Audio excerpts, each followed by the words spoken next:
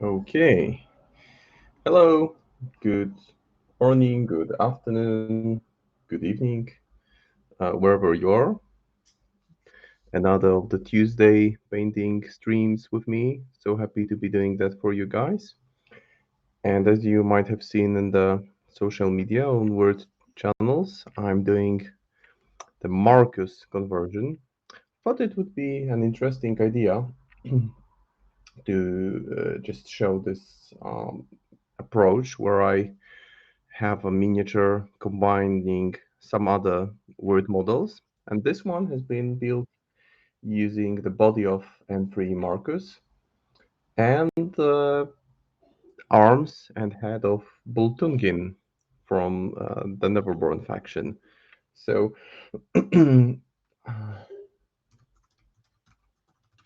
so that's the miniature for today.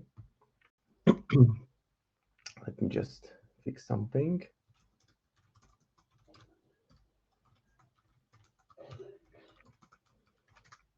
All right, there we are ready now. So essentially what I did with the conversion work, I tried to keep it simple. Just using the KISS principle, keep it simple, silly. You don't need to get highly elaborate. There are some tournament rules. I cannot really recall at this point what's the required percentage of word parts that you need to have to make it a legitimate tournament model. But this one is 100% word. So what I did to make my life somewhat easier is that I cut off arms from Boltongin and I glued them around the area where there are some pieces of cloth on the forearms. So it appeared as if it was kind of naturally transitioning from the human part to the feral beast claw. The same thing on the left hand. And for the head, what I did was just using the Boltungin hat, just cutting it to make it fit somehow, and adding the extra hair. And the hair was made with green stuff, so I there is some simple sculpting. I wouldn't really call it a, a sculpting. It's just literally what I did was I is that I took a metal tool and I just made some indentations and just moved them around. So nothing really complex. I'm not a sculptor really, but something that would resemble fur. That was the intention. And beyond that, nothing really else.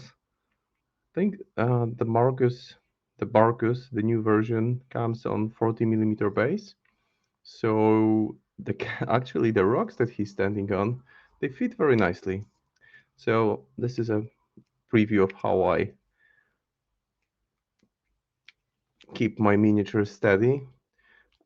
Because I tried using those GW holders, which are super fancy and neat, but they are much longer. They are twice as long as this one, and I want to keep it closer to the camera for you guys to just be able to see better what I do. And I found that the GW ones cause me to put that away, to put it in the area where I see it, but you don't see it, and it's all about you seeing it.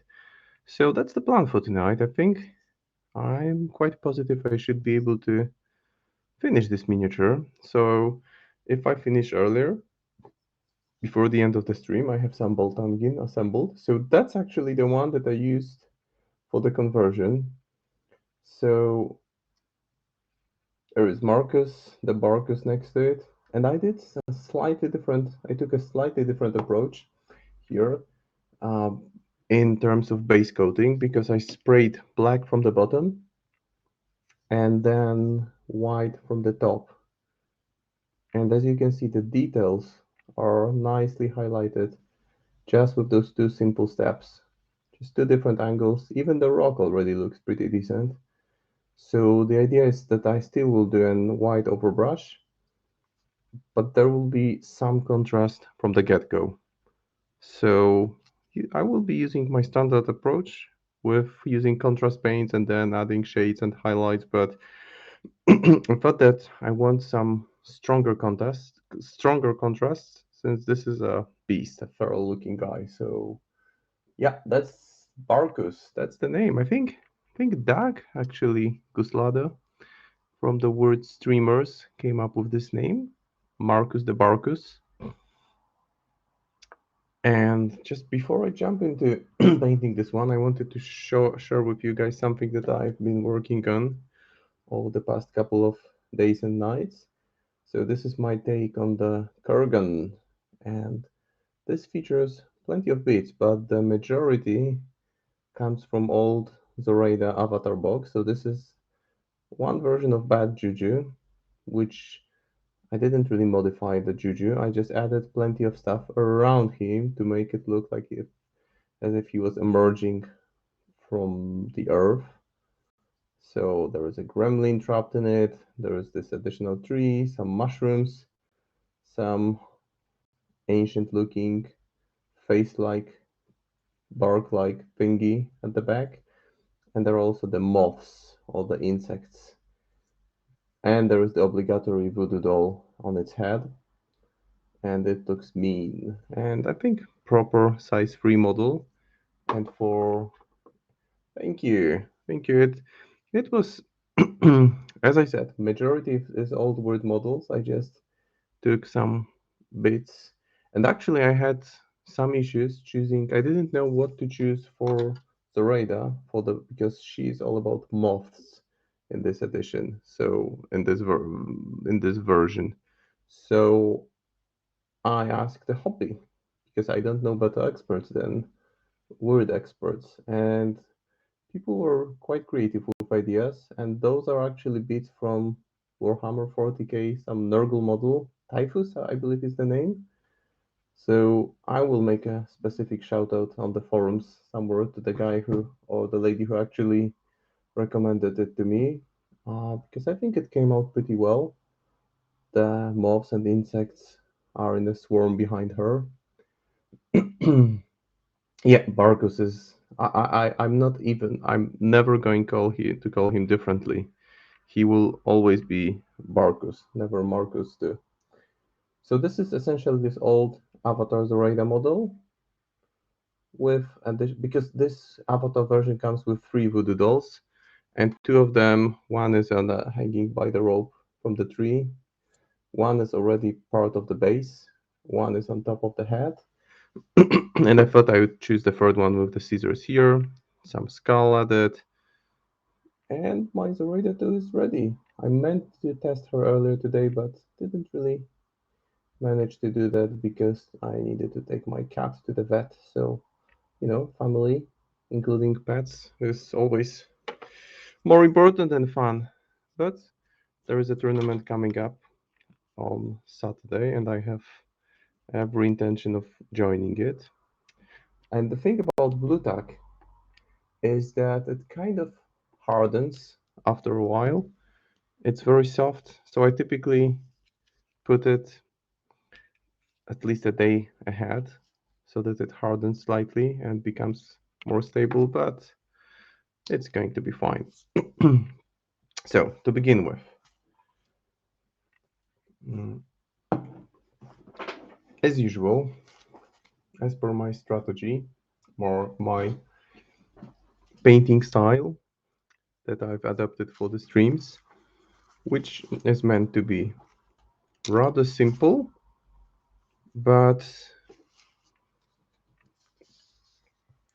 um, allowing enough flexibility to decide where you want to stop and say, okay, this is looking good. This is tabletop ready. I'm happy with this miniature, or I want to push it further. I want to really kick it up a notch. So the goal is here to first block all the colors and go to the stage where it looks good. And it looks good on the table, maybe even very good. And then we'll be going some to some extra length to just make it look maybe not great, but make it look very good. Because speaking of great, there is competition at Word forums, and entries are I haven't checked this part of forums yet, but it's either already up or will be up anytime today.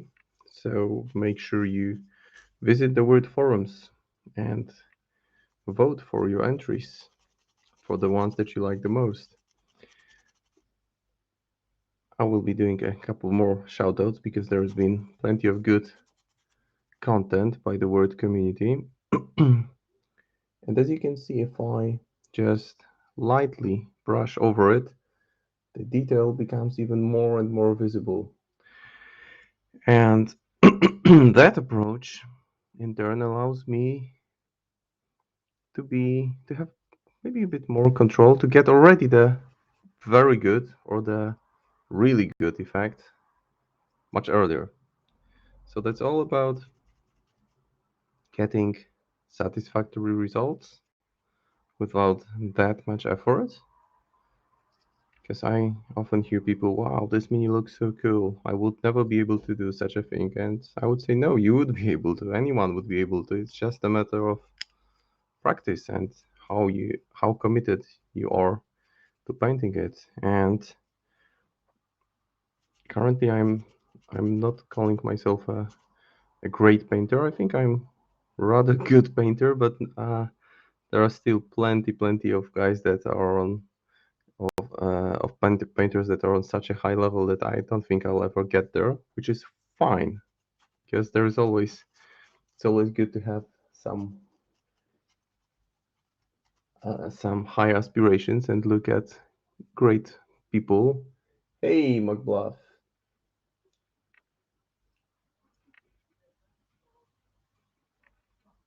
All right. Yeah. Thank you, Playword, for linking the thread in the forum.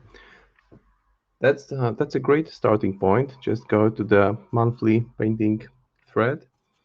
It's so much good stuff there. And there's currently in this month's thread, there is a very good and insightful discussion on OSL, which is Object Source Lighting, with some relevant videos linked. So it's all about learning, sharing. And the nice thing is that, well, a person showed their work on Jesse Holiday.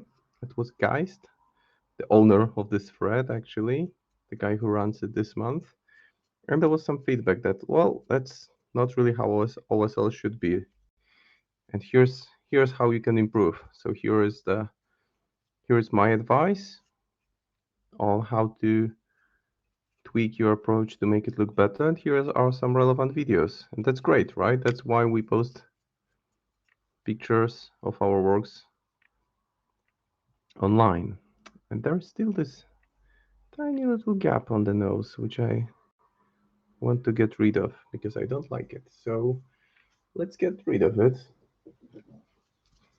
So I will use plastic putty from Vallejo. Two Barkuses, Beast Mode Marcus, and the character Barkus in our house. Okay, not familiar with this one, but sounds interesting.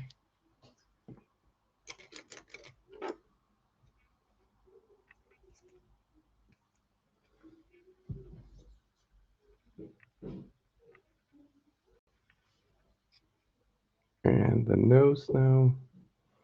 So I'm just applying the modeling putty over there because it will nicely fill in the gap that was left there after the assembly.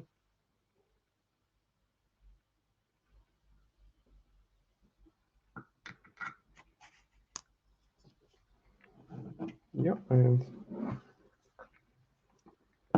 it dries rather fast, so I can wait for a while. Now, I will take an approach today in which I will start with the fine details, and then I will move over to larger elements.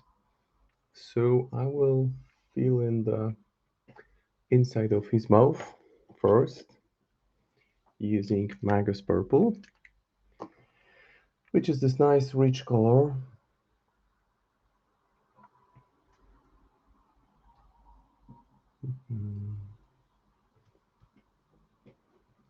And then I will move on to the skin, to the pants, And I will also speak a little bit about Marcus, the character, because it's an interesting character. It's one of the Malifaux veterans. It's been around since first edition. It hasn't changed that much because it's always been about nature, weird creatures, mutations, shape-shifting. So he has remained stable in his field. And Marcus is this highly educated professor who comes to Malifaux essentially to study the wild fauna of Malifaux. So he, all right, thank you for the comments. Glad you like the conversion. Happy puppy. Yeah, I think, my thinking here was that I don't know if you remember this Michael Jackson old video where there's a guy with wolf hat, with wolf mask. So that made me think of this old, well, it's from the 80s, so it's not that ancient, but so am I. But that's an old video clip by Michael Jackson where there's this exaggerated wolf head on a person who is jumping, dancing. Don't remember exactly what happened, but just doing some Michael Jackson thing. So I'm painting over the teeth as well because there are the gums are right behind the teeth. So when I start picking them out, singling them out later on, I will just make sure that some of the purple is visible through, and that way it will look more natural in a way. Hey, Six Nations. Well, not really. It's in May, I believe. Mm. There is a strong team being formed from Polish meta, and I'm not a really strong player by any stretch of imagination. I'm this mid-table guy, just likes pushing miniatures around the table, so don't think I have the mindset for a big tournament. At least didn't really have that much exposure to M3E as of yet. So I will be rooting for the guys going there from Poland. How about you? Are you going? Is Sweden forming a team? Now I will just add a touch of red to the tang. And I'm aware that the video can be a bit laggy, but the good thing is that a mid table is a good table. Yeah, it's not a bad table. The good thing is that at least that the quality is fine, and you can get the best technician guys. You can make sure that the internet delivery that the provider is reliable, but you cannot work with Waldo if he chooses to chew on cables or do some nasty stuff. So that's something that I hope will get back to what it was. Maybe not this time, but at least the quality of picture is decent. Cool, cool. So which faction? I assume Explorers. That's the faction I think you've been maining recently, from what I recall. Not only in painting, but I think you've had some success with it. Okay, so going from the inside out. Because the goal for this paint job is to make it look thorough. Yeah, summoning ritual to lure Wald away. What do you summon to lure him away? Mm, I can think of lots of nasty, nasty stuff. Maybe he would be lured away by some good stuff as well. You never know. So now the skin, and for the skin, I want to have the skin dark, but I will start with Fire Slayer flesh It's darker than Gorgranta. Guild. You'll have cheese. Sacrificial cheese. Sacrificial student of conflict. Well, best of luck with that. Guild seems to be really, really strong with the release of Mali for Burns. And my judgment is based on what I see on Vassal. Because I've seen some games with Lady Justice too. And Bass. And they seem like powerhouses. Especially Lady Justice, where she isn't really that killy, but just burying half of your opponent's crew and just being in their face from the get-go. Wow, that looks nasty. So, as I said, this is a much, much darker skin. Nobody else wants Guild. Come on. So you'll be maining the powerhouses. I think it's Word has gone up way in power level, and that's based on the conversations with guys who play them a lot. And one of actually our top players in Poland has been maining Guild for a while. He switched to Explorers, but he's back with Guild now, and seems to be doing a unreasonably good job with them. So this is the human part section, and then there will be the furry section in a moment.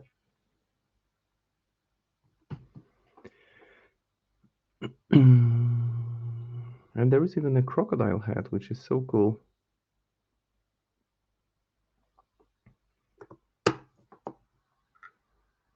Yeah, we'll see, but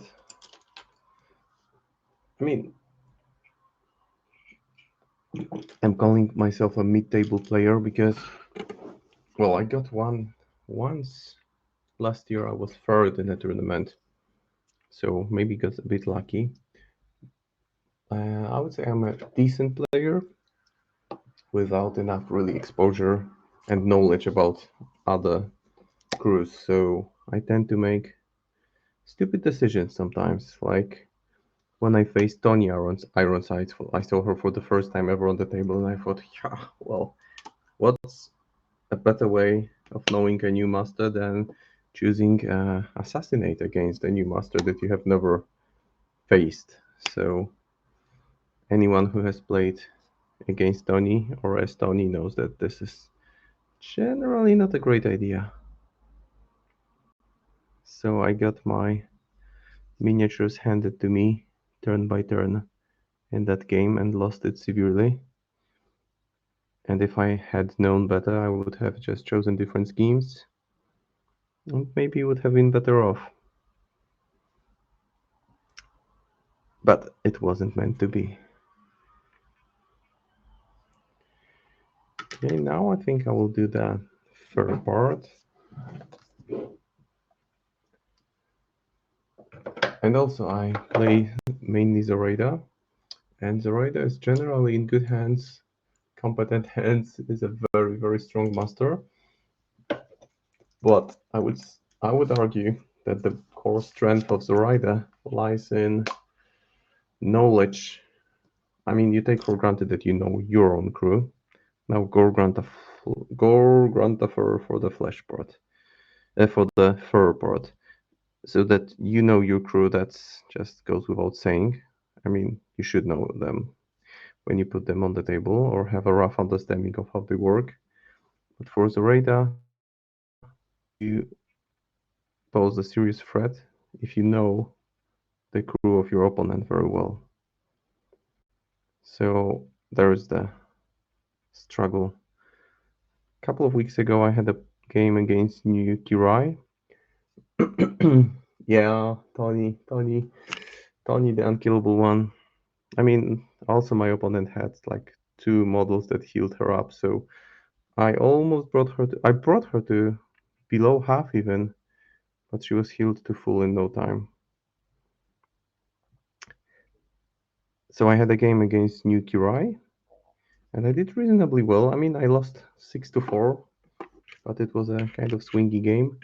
And Zoraida wasn't a bad pick actually, because there are those Guishin models in Kirai that uh, she can bounce any attacks off onto them, but those are attacks by enemy models. So with Zoraida, you can just obey her own models to attack her, and that can cause her some serious problems. Plus, Zoraida generally has high willpower, and I had high willpower models, so that helped. And I managed to actually kill the Kirai master, but there was just too much catching up to do with lots of tiny annoying spirits around all over the board, I would say.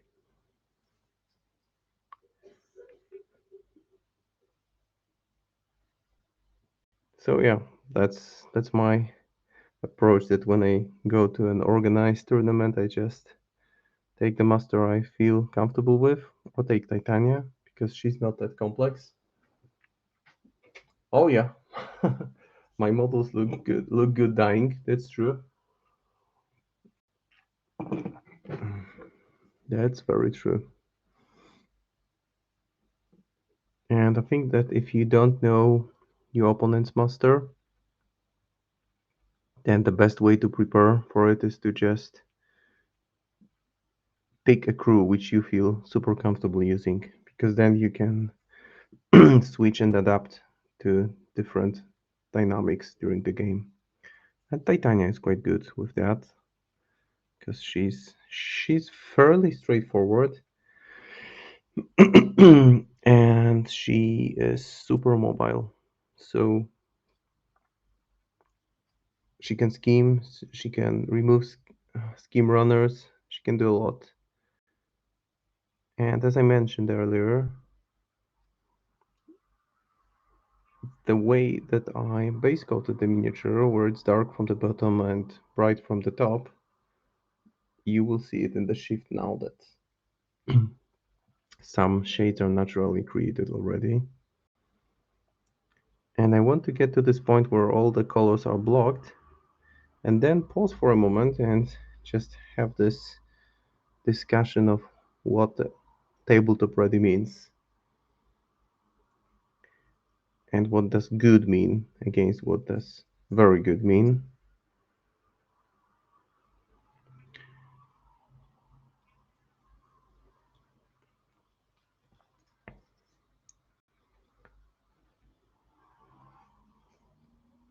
So that's the fur part pretty much locked in now. Now before I actually do the straps on the miniature, I'll just, have a peek at the artwork. And what better way of picking the artwork than looking at the crew builder? Because I'm just not sure what kind of ornaments are those metal or wooden. Would just like to take a peek. Let's see, Marcus. Oh, it looks like it's made of some. Actually, the artwork is a bit different to what I have, but I already get an idea that it can be like light wood. So I think I will go with yellow. But for that, actually, I will repick some of the details with base color. So this is the Wraith Bone. Yeah. And this is the color that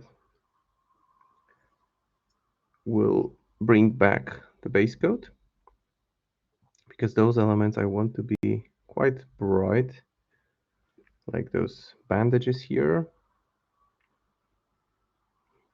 And for the lower part, I will just thin the paint down with water and just apply it like a glaze. So that the color is, the darker base color is still visible through.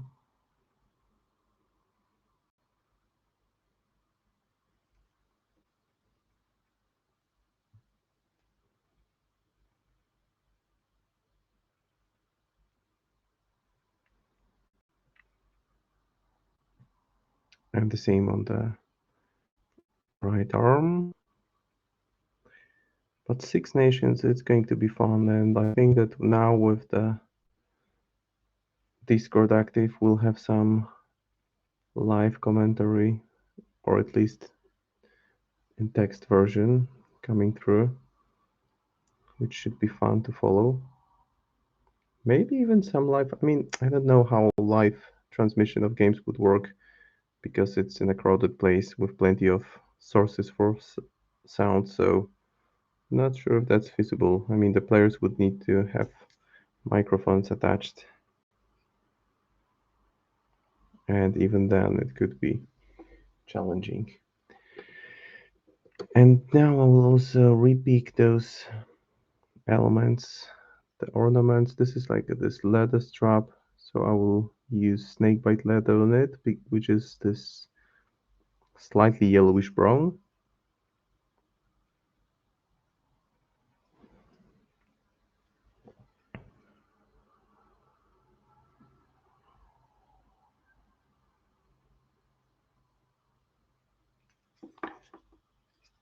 Just because if I painted contrast paint over another contrast paint, then it would kind of lose its vibrancy and it wouldn't really take me to where I want it to be.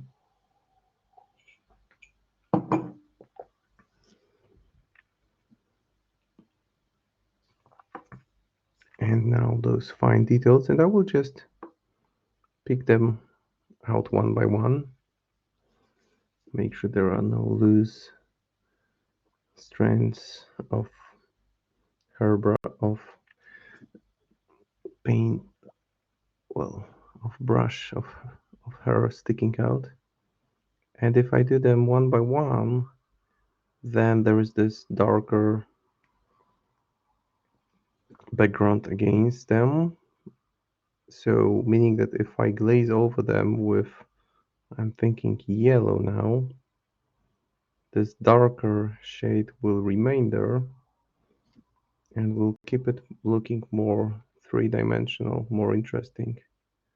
So this is the part where I glued over the details, and the details has pretty much ruined the level of detail, but I can just pick it out with brush and work on it over again. So there are like 3 rows of those beads, whatever they are. But so Marcus, as I was saying earlier, he used to be this curious scientist examining the different species of Malifa, which forced him to live in extremely tough conditions in complete discomfort. But he was persistent and he really remained dedicated to learning more about the inhabitants of the wilds of Malifa. And over time, he started building a better understanding. And as he grew in understanding, he got much closer to the nature. And he became this. Okay, so there now, the fun thing is that when you look at the new version of Marcus, I mean the M3 version, not the Barcus version, he, I think it was Dag again who referred to him as Benjamin Button Marcus, because yes, he looks younger, and yes, that goes well with what happened in the fluff, because he just found ways of essentially slowing down the aging process to a degree that he can actually maybe regenerate some cells in the body and become young again. That's where he got with his experiments. And then he met Titania. He spoke with her, and by spoke, I mean he fought with her. And then they came to the conclusion that, oh, okay, she can grant him some power to do research.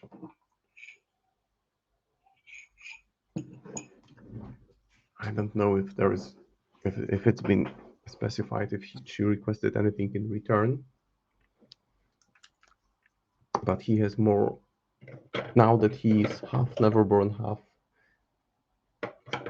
Arcanist, he has access to so many beasts that his keyword is probably one of the largest one in the game. Now I will fill the pupils and the area around them with orange contrast because they will be glowy red.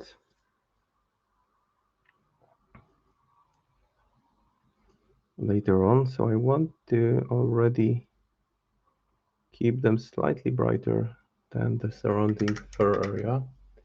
I don't know what happened to the chat. It seemed like it disappeared on Twitch. Not sure what's going on there. Maybe Walda playing again, and I'm just having my lady being stuck here. Sorry guys, but I just need to have something to keep me going. It's late evening here, and it's been a long day. So the upper part is roughly done. Still some black showing through, but that's okay, because I can go over it with paint again.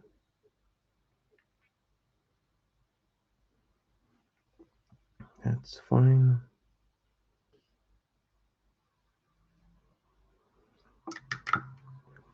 And now the... Oh, and actually I missed out on the feet, because those are clearly human feet. These feet have not mutated yet. So I'll repeat Fire Slayer Flesh. Let me try to refresh my Twitch. Because seems like the chat disappeared from the Twitch chat and it's only old messages are visible. Not sure if this is because there are no new messages or they stopped coming through.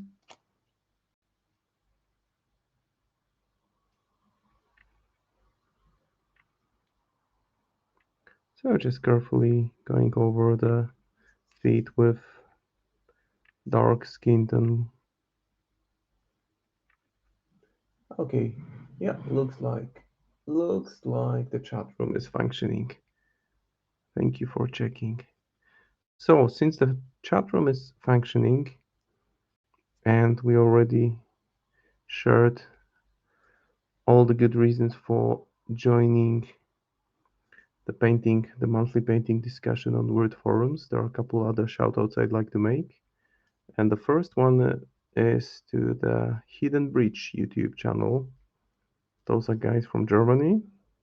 They've been delivering amazing content with their video bat reps with actual miniatures. And the last one, they made a shout out to the Play Word streams. So I can only reciprocate and say that guys, go check them out because they are amazing.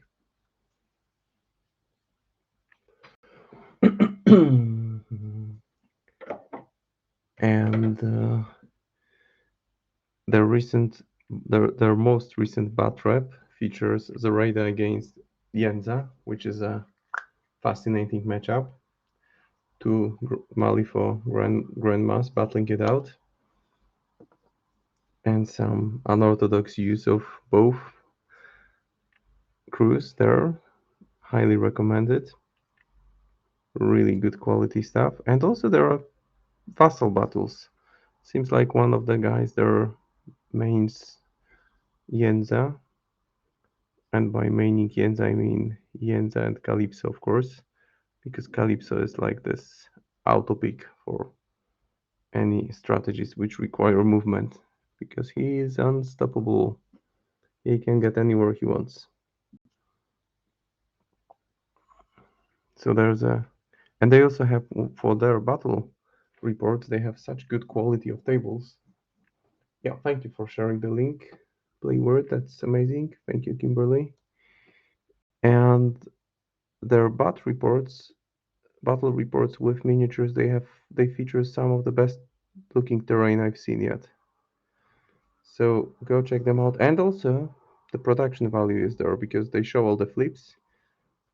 It's not like a fully recorded game where you see all the shuffles and all the breaks and all the hesitation and planning. It's just cut down to the core, pure gaming content with commentary of what's happening, flips visible, and there are also some discussions along the way. So really, really good stuff.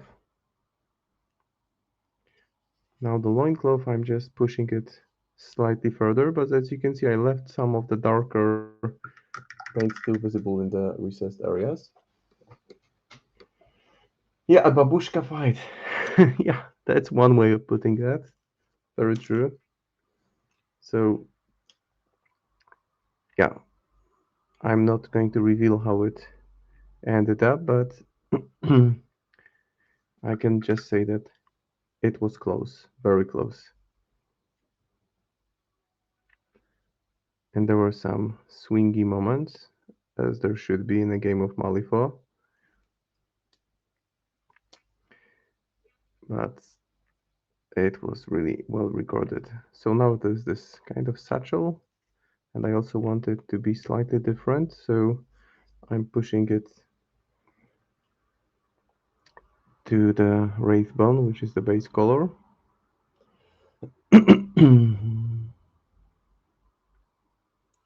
And I also repeat those kind of bandages that are at the ankle height, well, above the ankle height. And there's still some nice detail going on here. Babushka Brawl, yeah, yeah,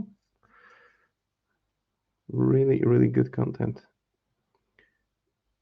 So I think that those look like actually animal teeth. So yeah, I will pick them with base color again because these should be brighter.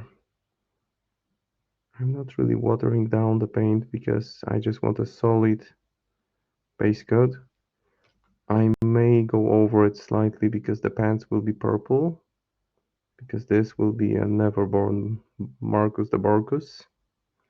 So purple is in order.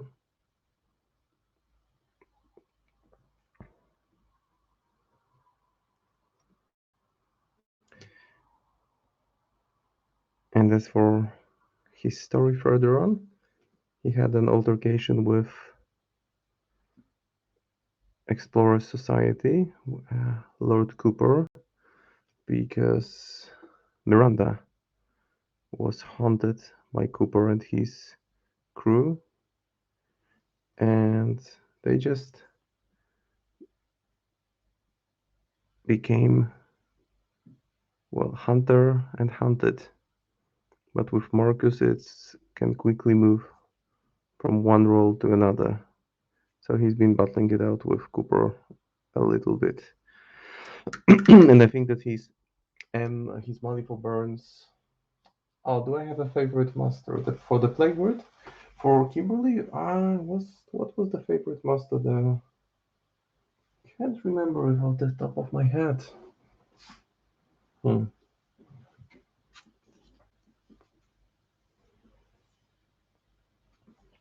Who was it? I think maybe Dreamer? No. Yenzel Dreamer. Okay, Dreamer, I remember it. Cool. Because I remember that you meant to cosplay as Yenza for some event or some party with friends. Maybe Halloween?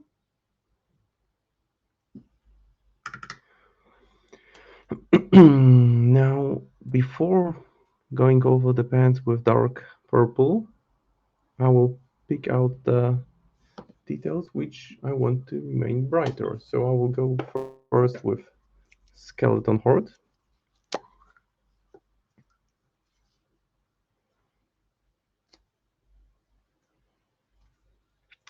And just go over the elements that I just pushed back to the base color.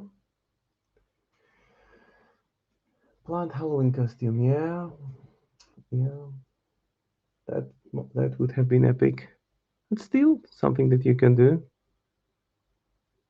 or just show up to work dressed as Yenta, just another day at the office. Because why not? I mean, would people be really shocked if you came dressed as one of Malifaux characters for your daily work?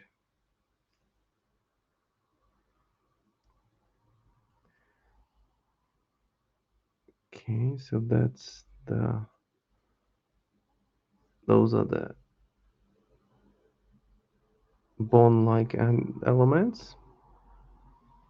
And for the bandages, I will choose something lighter. So I will go with a glaze of soft tone from Army Painter. No, at this point, I mean, as long maybe if you came dressed as Gremlin with your skin painted green, that maybe would have drawn some looks, but Yenta is just an slightly eccentric look. That would be it. So as you can see, the soft tone doesn't really change the appearance dramatically, but it already gives this hint of beige, deep look. And going to the back now, and the same will happen on the bandages.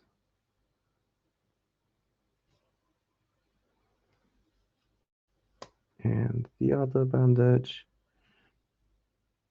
And another bandage.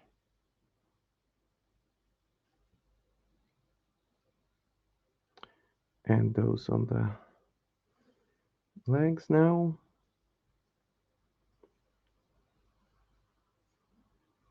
And the other leg. Because the reason I'm singling out those brighter elements, I want to give them a kind of base look before I do the darker part around them. So just taking a strategic approach. And now I will switch to snakebite leather.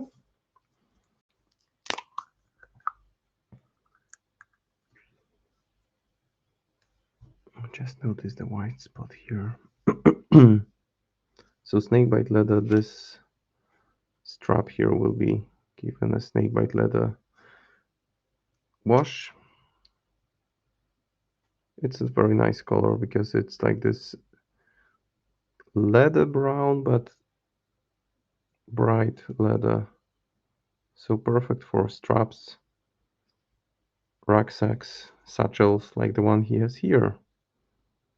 And just the fact that I'm using it as the same, let's say, base coat, both for this tiny bag here and for the strap here, doesn't mean that they will look the same in the end, because I can then tweak them slightly. I can get them brighter, darker, keep a few more glazes. There are options.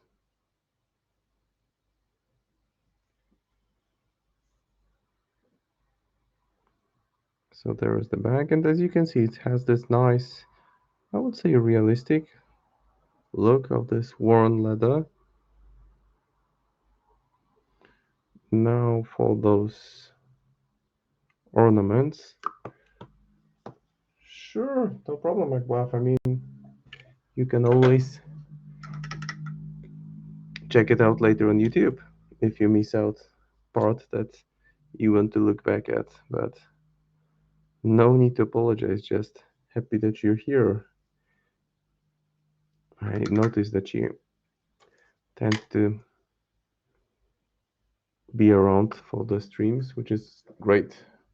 You should, like, if there was a title, a forum badge for person who watched the longest, or in terms of time, who spent the most time on the streams, then you should be getting it, like Word Watcher, or I don't know what the name of the badge should be. And now, since I'm already here with the fur and just tweaking it slightly, I will go with Magus Purple and apply it to the interior of the ears, because I want some different saturation there. And I believe that now I'm pretty much ready to paint the pants. And for this part, I will use this dark purple, which is called shyish purple. It's a nice, well, it's a very dark color, so I need to be careful here. That's why I will pick a small brush. And for starters, I will just go over the sections between the skin and another element, just to make sure I don't mess it up. If I mess it up, it's not something that I cannot fix later on. So I'll just go with this part to begin with, where I will just paint it around the top of his pants, and making sure I control it with a small brush where it meets the skin, and I don't go over the details. That's why I painted those small brighter details earlier on, just to make it easier for me to avoid painting over them now, because now I can clearly see where they are on the miniature. And for that, as you can see, I'm just holding it at different angles just to make my life a bit easier in getting to those details.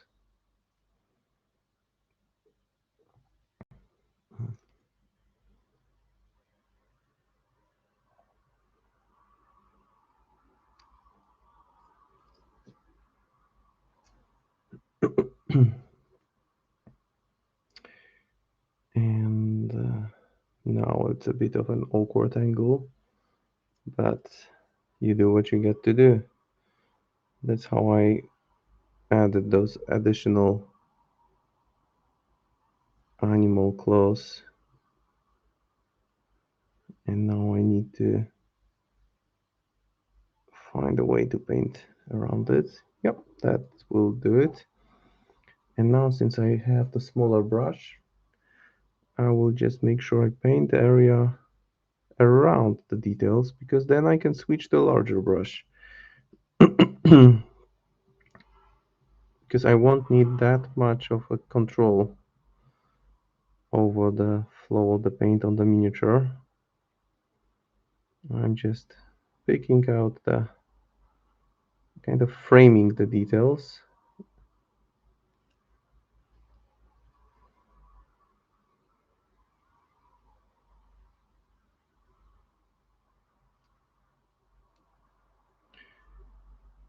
And the tabletop ready version will be here in a second, actually. Just a couple more minutes. My intention was to just make sure that I get to this level where I can say, okay, this looks satisfactory within the first hour. Yeah, so still a couple minutes left. Just the pants done to be done at this point.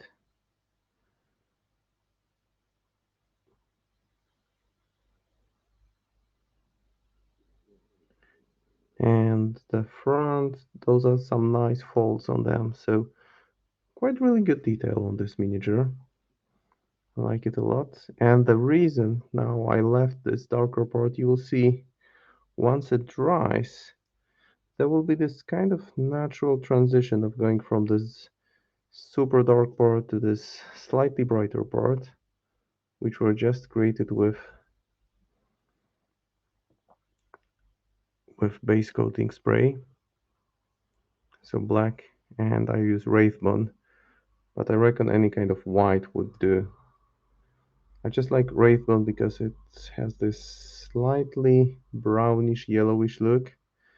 It's not pure white, and that means that if I apply a coat of Wraithbone in spray on the miniature, I can still get it a bit brighter before I even start messing around with contrast paints.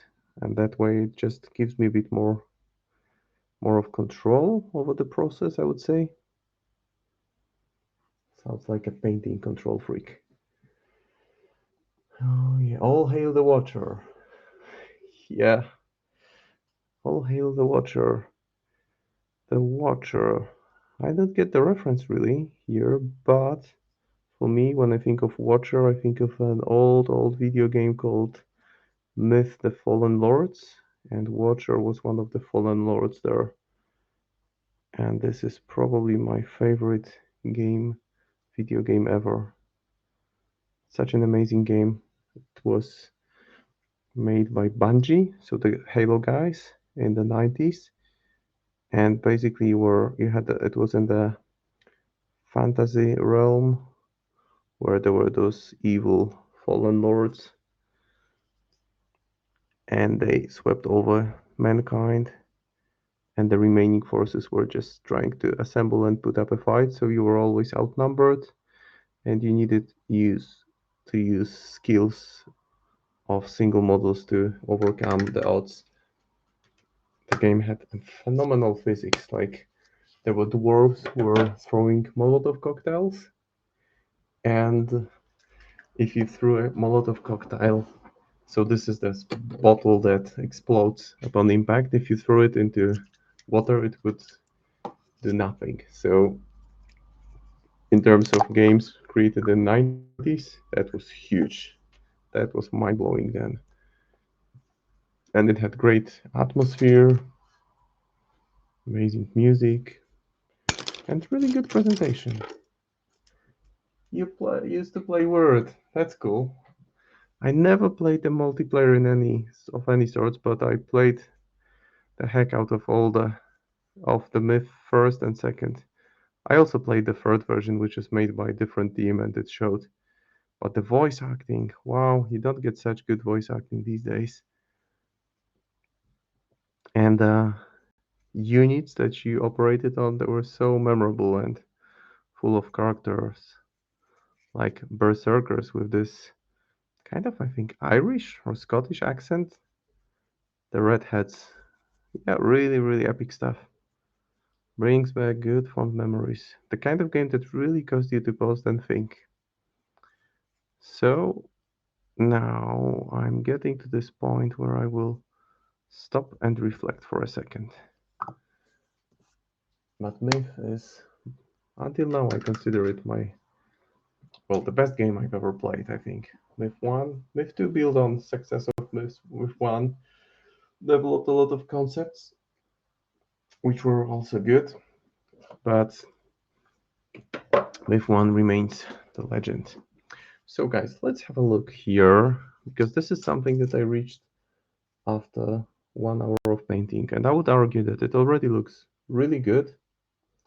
And again, I would argue that anyone with some training or without much training in painting can get to this point fairly easily. And when you think of just putting this miniature, of course, the rim of the base would be black, which would put a nice frame to it, so it would look even better.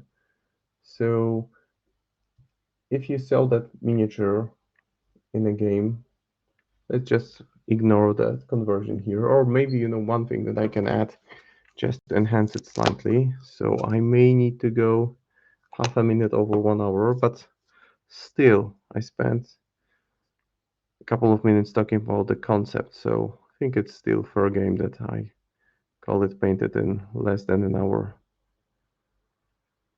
So stopping here after applying this yellow. Now, if you sell this kind of miniature on the table, I would say that 90% of people would say that's a pretty good looking miniature. And it wasn't really that much of an effort to get to this point. Because all I did was just sprayed it with black from the bottom, bright from the top, and then I applied glazes and washes. That's all I really did.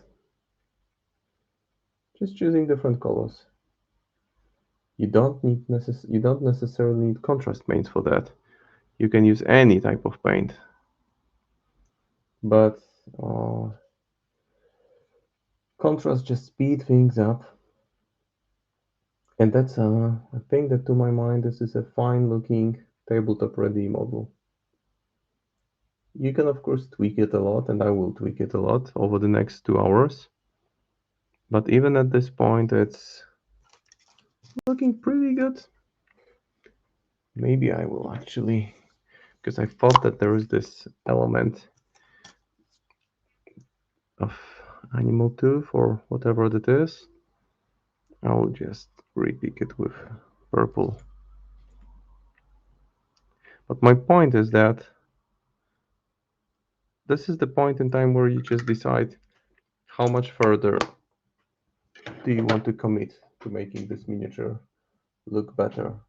Because if you set it on the table, it meets all the tournament requirements, it has a number of colors on it, it's tabletop ready. It looks pretty good. But what we will tweak further on, first of all, the skin, that's what I will start with, and the fur, because I like to paint those elements that you look at first when you see a miniature, because those are the focal points, and then you can build around them. That's the concept I stick to for the most part.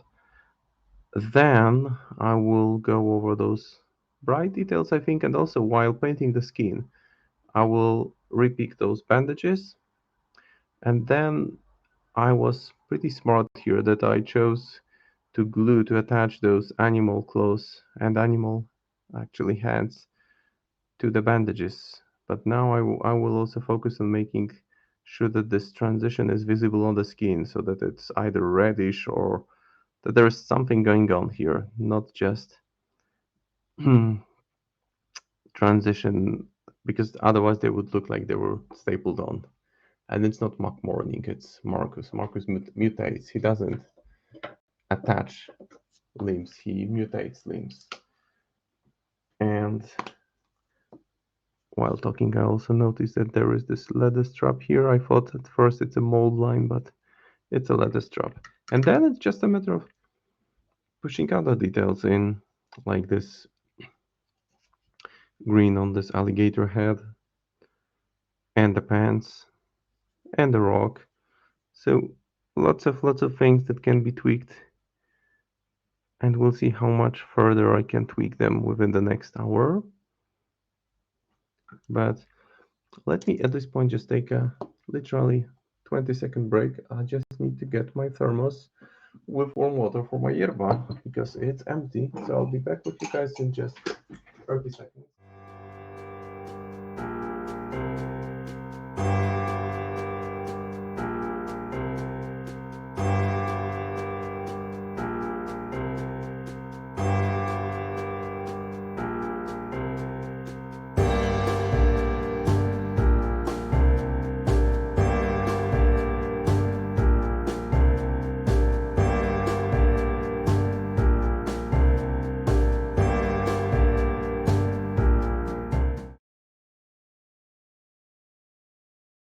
Back and ready to keep on painting.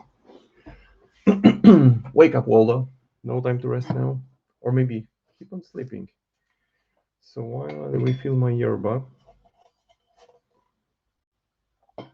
which will keep me hydrated and which will keep the energy at the right level, I will move on to the miniature. So, for the skin, I'm going to use a triad, and I don't know if any of you guys are familiar with those paints. The Foundry paint system, pretty cool system. There are three colors, and I chose for Marcus dark African flesh because why not? And essentially, there are three colors. There is light, shade, and base color. So I'll start with base color. Then I will mix in some shades, keep it a bit brighter. There isn't that much surface, so it will go rather fast.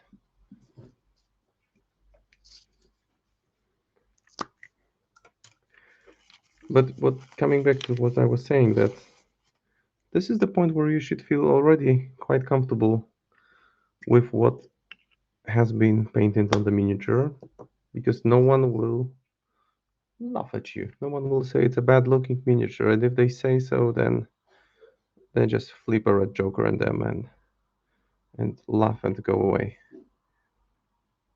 or flip something else at them, because it already looks good. And if you don't feel confident with painting, if you're new to the hobby, this is, I think, a good starting point. Just getting the colors in, and contrast paint allows you to not only get those colors locked in, but also get some decent shading already without that much effort. And from there, you can just build up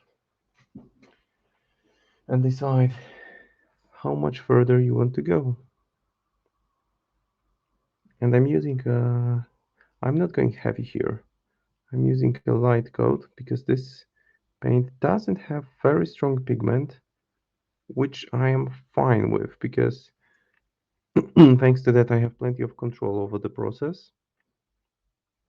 I can easily spread it where I want it more or less.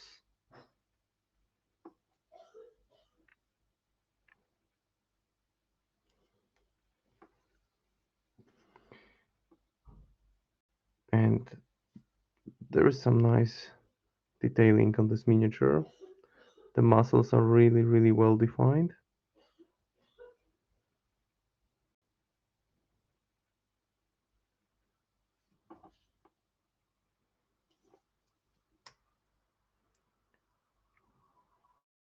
So that will make for some nice highlighting. And the reason I use this Fire Slayer flesh was just to have some idea of how to process with the highlights.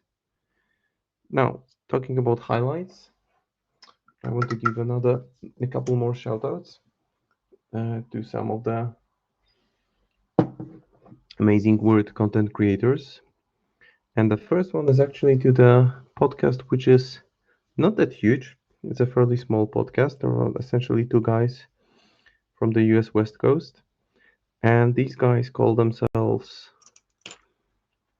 beginner players, and they often admit that they're just discussing basic concepts and they do not think too highly of themselves. And I think they should think highly of themselves because, first of all, they deliver really solid content, not some not only some thematic podcast about specific miniatures, but about some concepts connected with gaming, with Mali for gaming and gaming in general.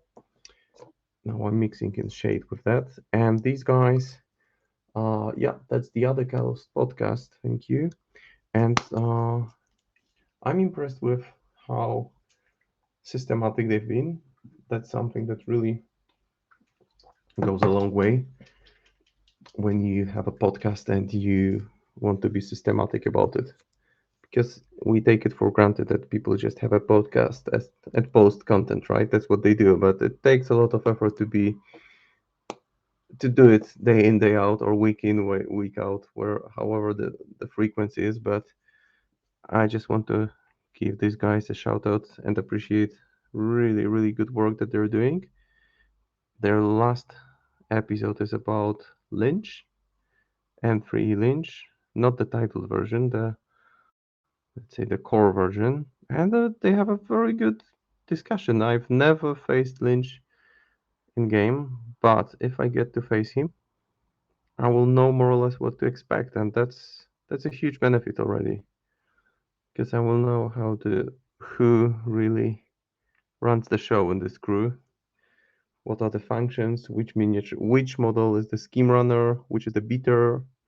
And this is something that is really good to know, because otherwise you end up making stupid decisions, like I mentioned earlier, deciding that finding out how tough Tony Ironsides is by taking Assassinate against her. So this is the main advantage of podcasts for me, that you just can get some kind of exposure to and piece of knowledge about things that you would otherwise know nothing about. And the main thing, just guys from the other side, keep on rocking. You're doing great job. You should just take a step back, look at what you guys have done, and feel good about yourself, really. Don't be overly modest, because you're already doing great. And it's been rather quiet in the podcast side over the last couple of weeks, and you've been delivering on a regular basis, which is huge. Now mixing it lighter with the basin, adding a drop of water.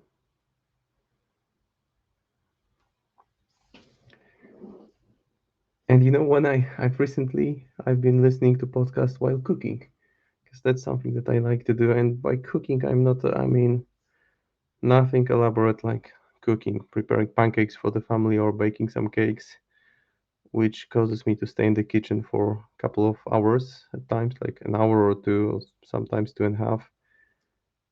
So I just put the headphones on and play some podcasts.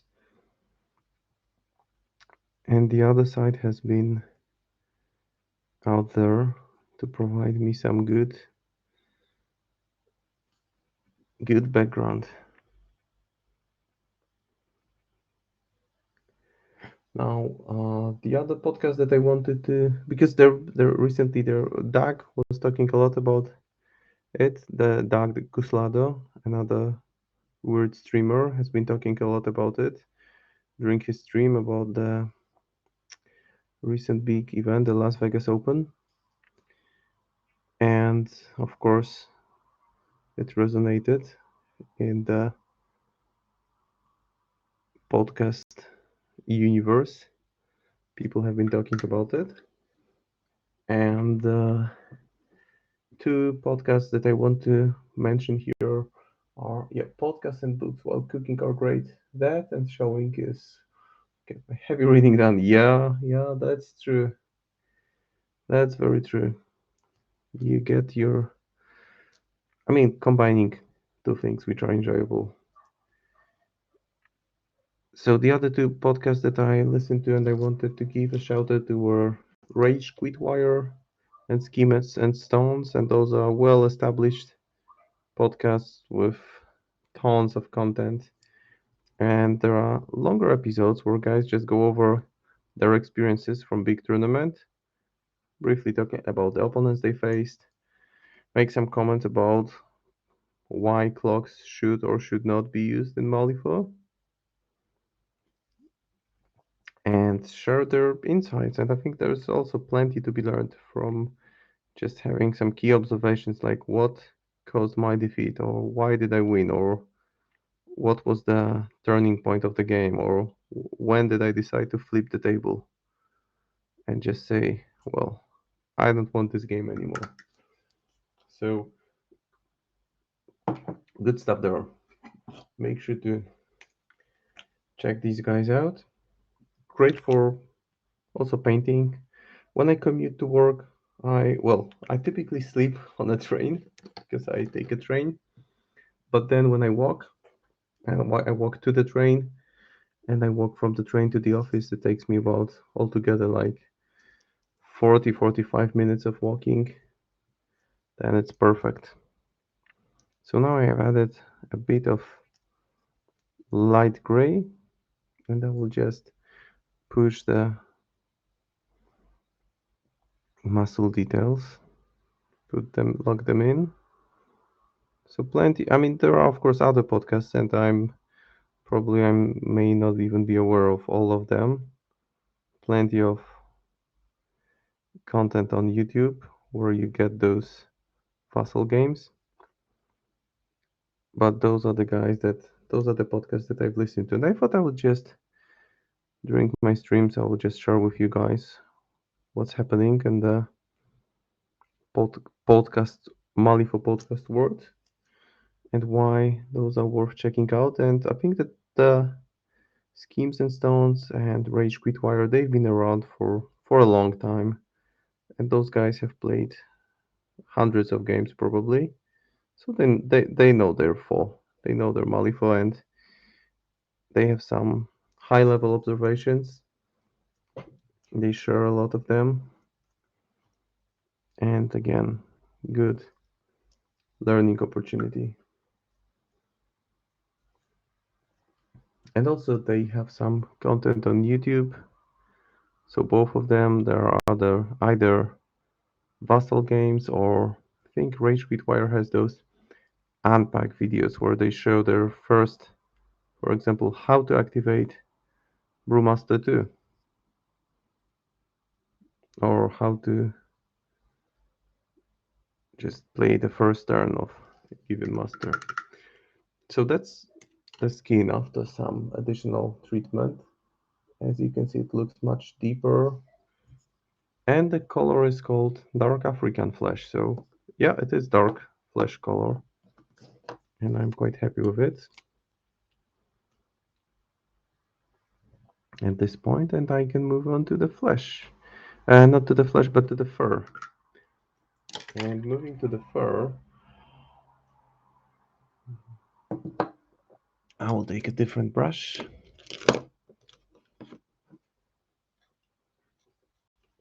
This is the type of brush that I will switch to, thick brush. Yeah, so those are, I think, all the shoutouts I wanted to make this time around. I will make sure to let you guys know what's happening if I get to listen to more content before my next stream. And I can already at this point, I think, reveal what I want to do next week, just to give you an idea what to be prepared for if you're interested in following. This is a model that was sent to me by generous weird father. So that's going to happen next week. The Master Spy Cavatica. This will be next week. But for now, back to Marcus the Barcus. So the fur. Now I will do one or two quick dry brushes here, and I will start with brown. That's the brown I want. No, that's not brown. Let me just, where is my brown? I think I need to dive under my desk. Yeah, I can see the thing. Where is it? Okay. This one will do. Sorry for disappearing for a second. I can show you guys actually how it looks like, because here's a sneak peek of my workspace. Let me just pick up the camera. So there are all the paints which I use more frequently. And then under the table, for the sake of practicality, I have dozens of other bottles of paint stored along with my PlayStation, which I haven't used in weeks at least, because I enjoy painting more than gaming. Although I get to game every now and then. Yeah, Kapatika. That's the guy for the next week. So that was a sneak peek of quick tour around my workspace and how I store my paints.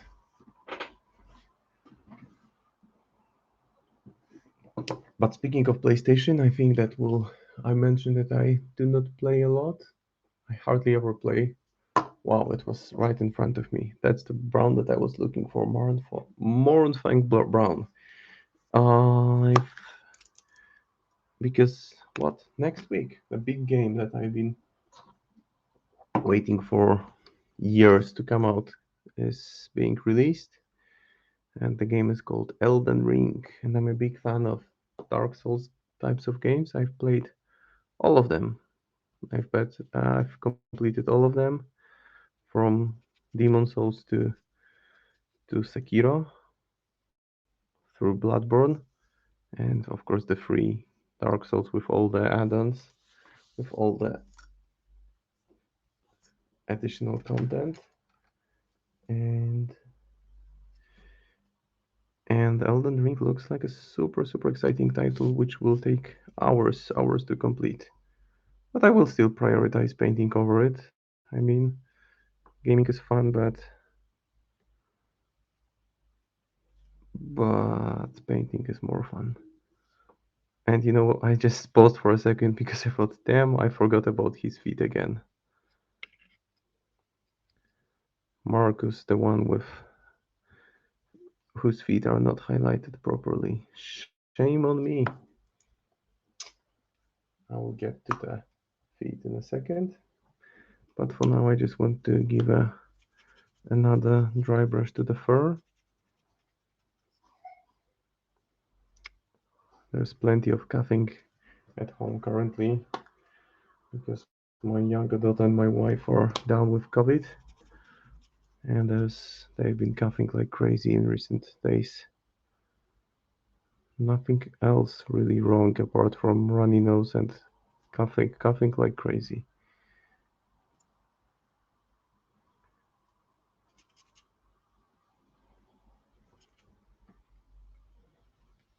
So just getting some highlights, some dry brush for highlights here.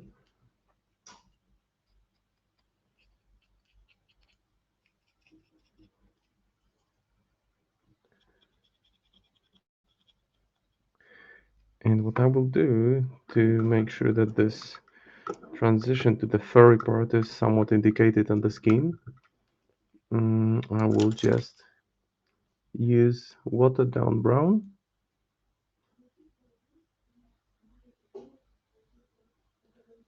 and I will just glaze it over the skin area close to those bandages.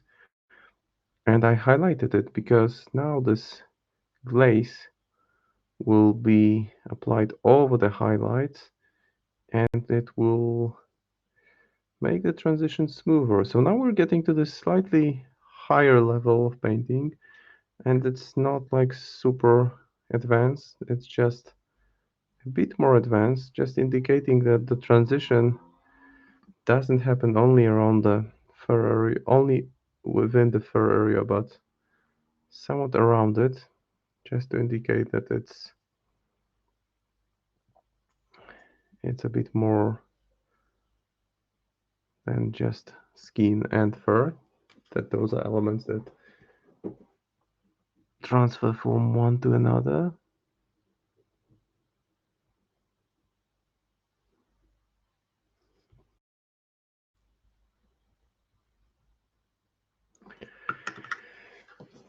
Yep.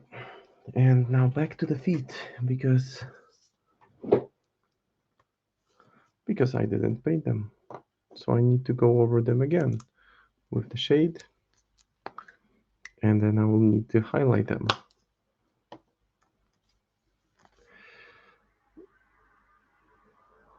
I just lost my focus for a second and just was too happy moving on to other sections while leaving some unfinished. And that's not what should be happening. And for Kavatika, I think I will try to just get a bit fancy with the miniature because it's got this long cloak. So I may think of some pattern, some corduroy-like pattern, or I just need to make it look fancy. That's the plan. Make Kavatika fancy again. So just working around the raised areas like heels, ankles, just getting a bit brighter there.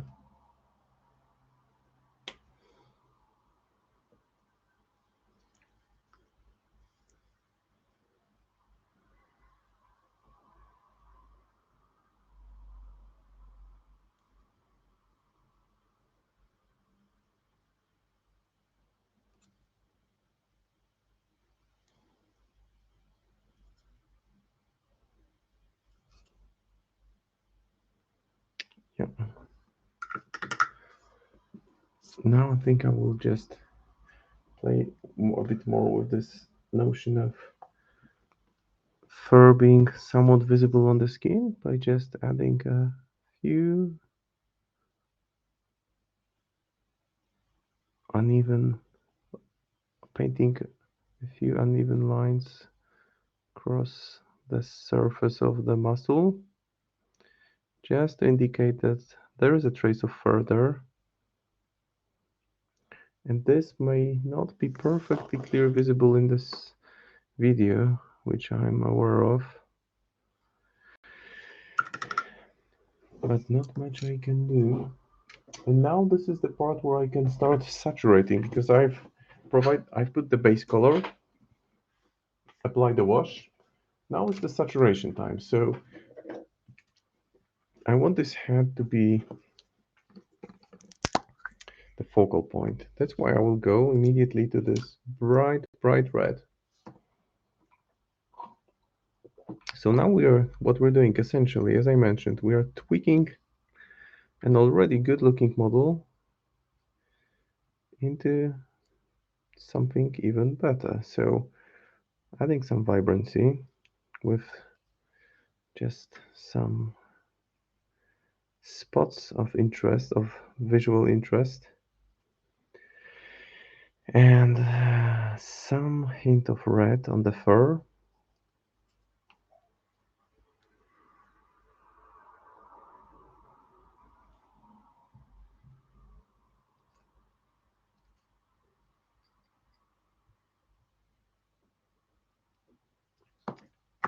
Now, before it dries, I will go with flesh wash, or maybe not flesh wash. I will go with meat tone.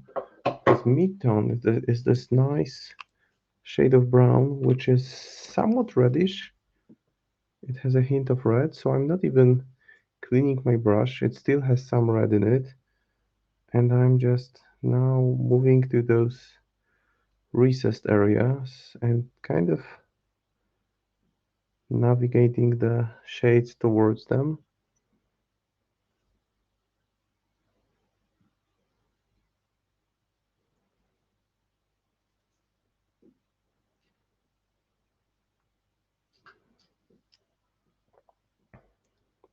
And the same goes for the area between the fingers. Just making sure, because this will push this slightly more.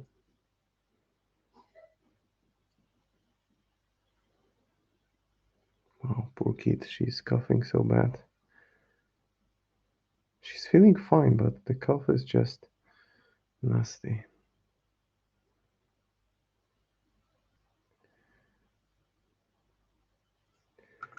Now, for the eyes. So, midway through the stream, and we are already making good progress.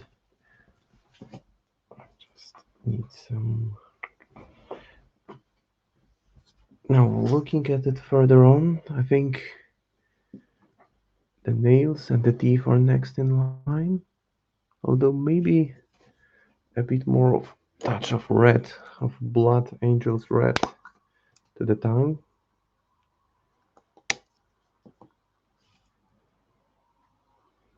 Since I'm going with this fiery look of fur, then I want to push the red a bit more on the inside. And while you can argue that at this point the highlights are kind of lost because they've been glazed over, I will just repick them quickly, and I'm not going to do it across the whole length of each individual strand of fur. Rather, I will just look for this one spot or two spots, and I will just stipple a little highlight there on the nose, because the nose will be glazed over.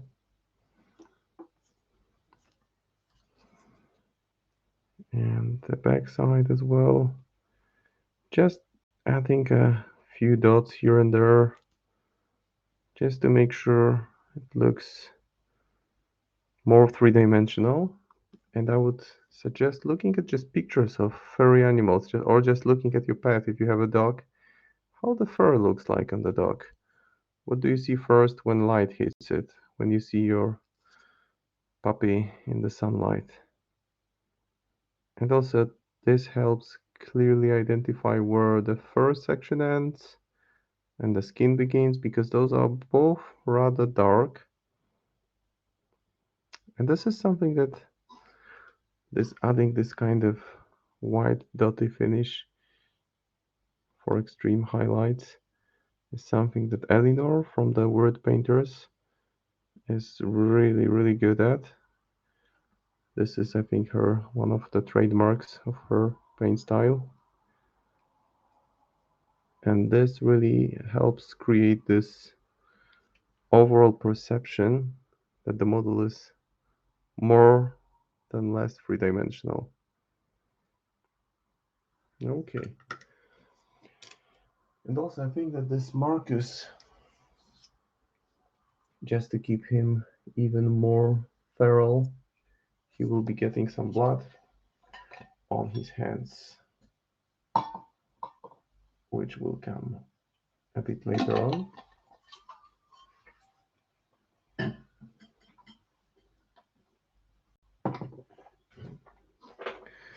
So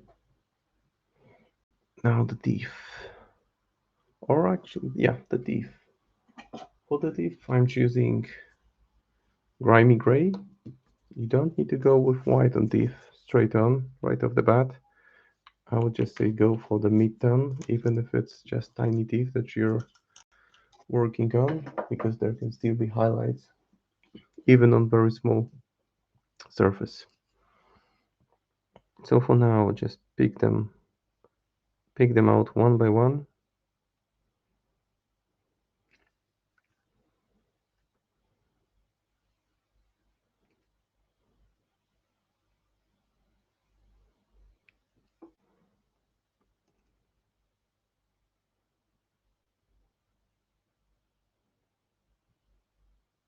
Just painting the outside of the, I don't really need to go to the inside from the tongue side, because it won't be visible, even if I somehow was able to put the tip of my brush in there.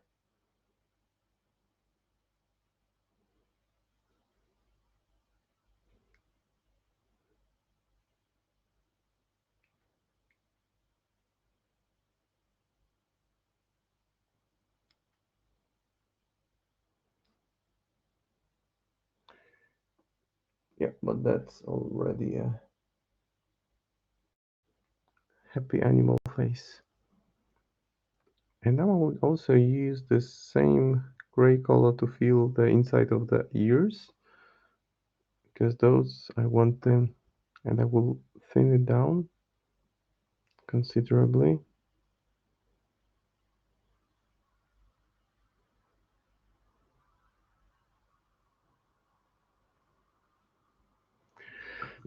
And I will now take this ivory white. Thieves, thieves, the thieves, yes, the thieves, the thief. Just putting a dot of slightly brighter shade of white, which, I mean, might as well skip this part because I don't think it will be that critical, but still, this is this tiny bit of extra effort that will push it from this realm of good to better. And you know that good is the biggest enemy of better. Now, the inside of the ears with Volupus Pink, which will go nicely with this reddish fur that I've put. And I'm just applying it in excess. And now I will just spread it around a little bit, have some control.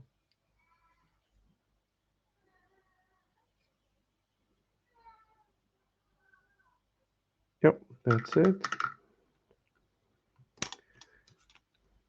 And now I will just pick out the tips of the ears.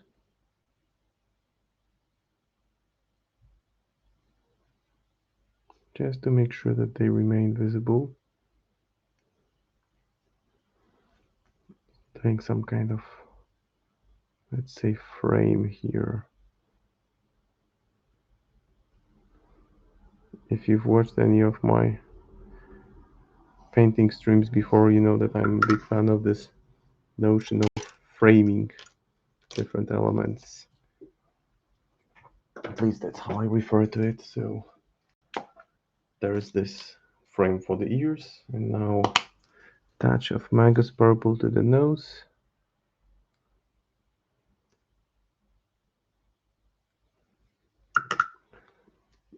And I can do the teeth now, the fangs actually, or I can still do the nails while I'm at it, while I have the paint that hasn't dried up on the palette. So starting with fingernails, just making sure that they don't blend with one another.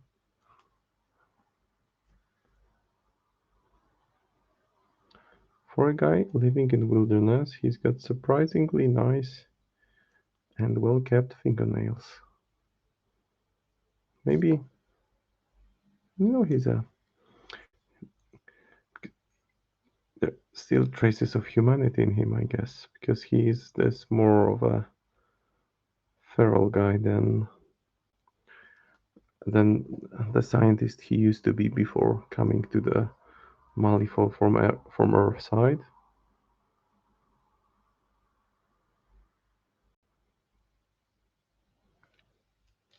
So just going around the nails, or rather the claws. Those aren't nails anymore. Those used to be nails back in the day. Now there are claws.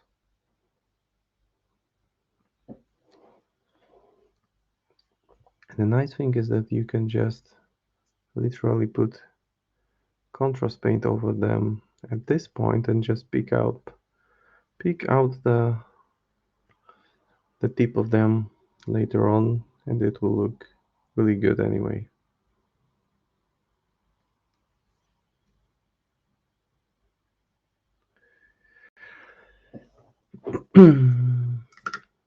But since I have the ivory color, I have it handy, I will just go over those nice details here. Maybe even go over the bandages and bring them to pure white eventually. Just making sure I do it in a controlled manner, not to go over the recessed areas, just the raised areas. Adding some depth depth to them. Not the cat, her. Cat had a bad day today. Because my cat has this nasty autoimmunology condition that I mostly manage to keep at bay with heavy duty medication, so it's in remission, but when it's not, it's just nasty. So today was a tough day for the cat, but he got some even heavier duty medication, so now sleeping it off and hopefully will be better soon. So this looks like a belt made of claws or teeth, something that Marcus has found in the forest.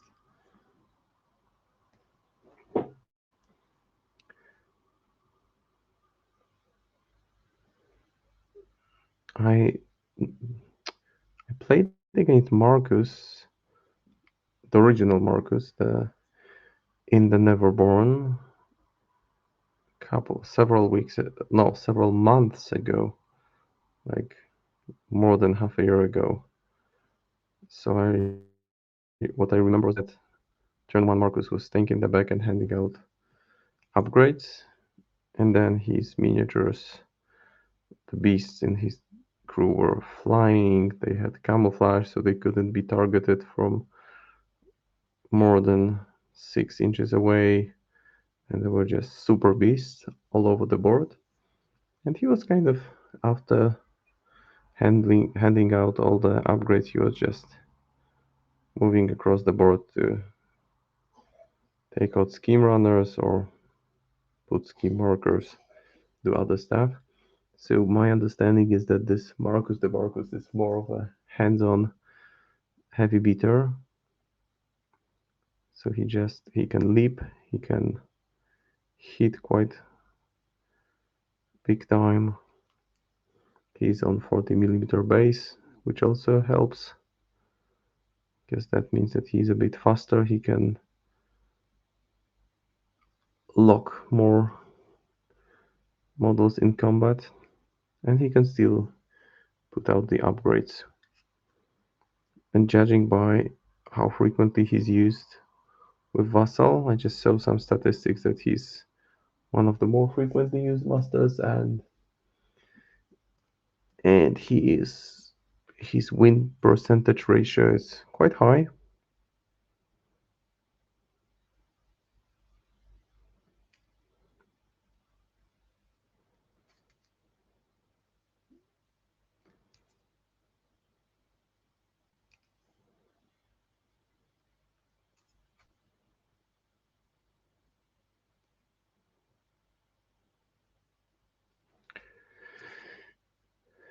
Yeah, this will be further glazed with different. I'm thinking a hint of green would do well here, because green works quite well against heavy purple. And before I go there, I will just pick up the tips of the claws.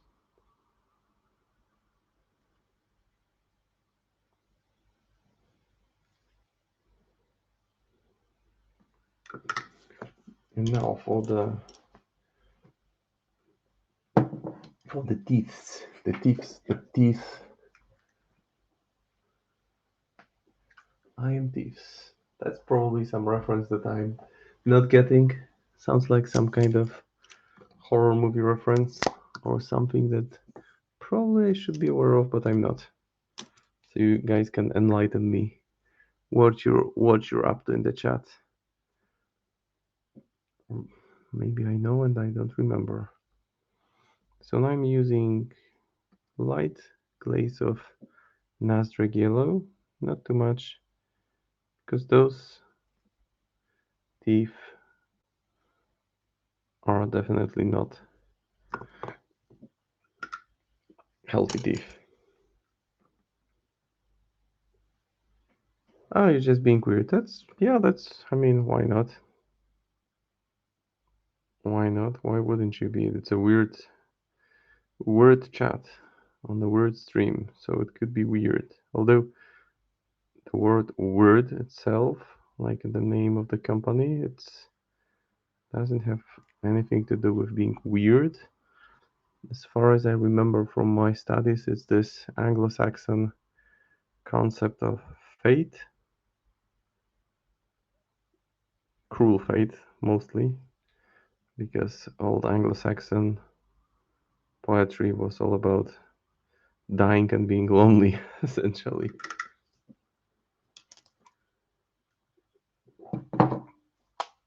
Now for the clothes, I will take Swamp Brown Intensity ink.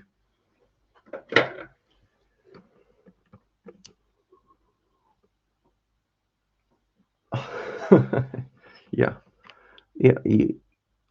You return to lurking and see this chat room madness. It seems somewhat fitting. And what I do here is just I give it a glaze and just touch it with the tip of my finger, because that removes the excess of paint from the tip, and then I can just keep on happy painting.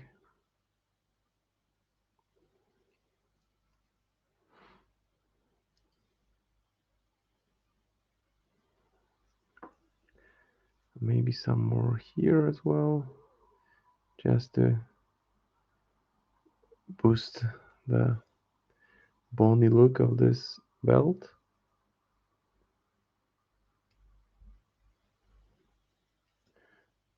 Which will still change the look of this element once I've highlighted the purple parts around it.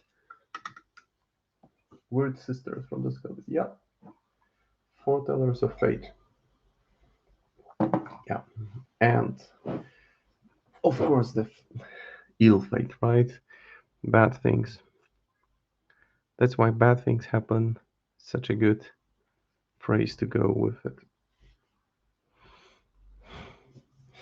Now I'm thinking of kicking it up a notch with some green, and for that nothing better than Blackburrow Flash. And I will also have my light, well, not mid brown, I want light brown now.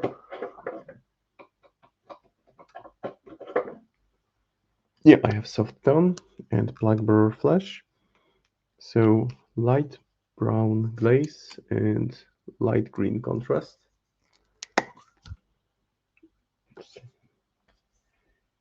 I hate those containers. I would much prefer dropper bottles. They can, well, surprise you in the wrong way. So now just getting this slightly hint of green. And while it's wet, I will push some more brown to it as well.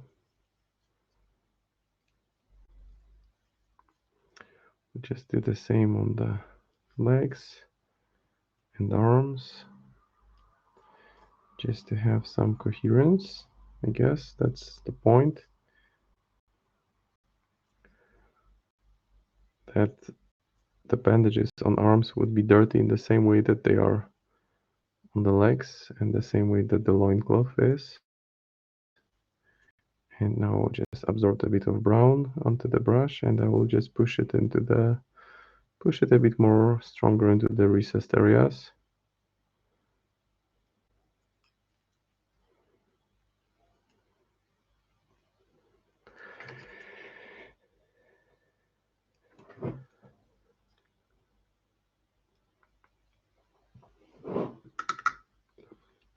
And it can still be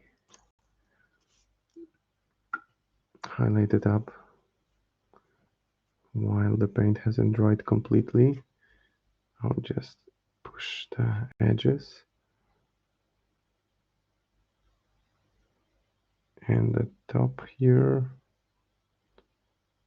Just a few light highlights.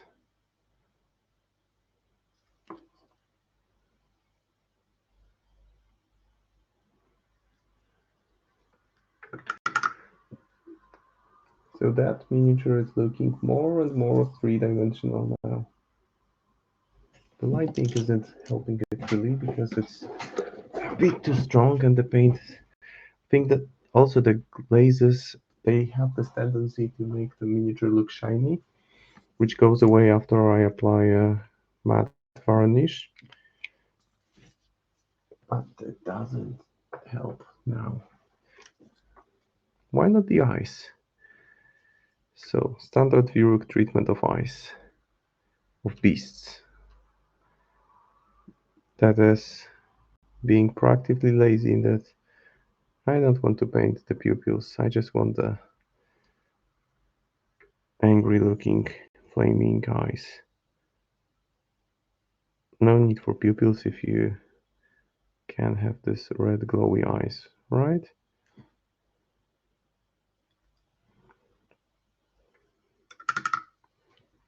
Big Bad Wolf. Don't look it up. Don't look up a video clip which is called Big Bad Wolf on YouTube.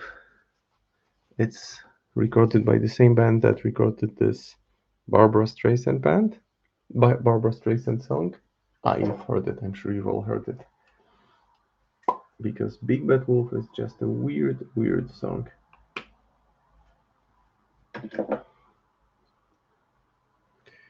And now everyone is looking it up.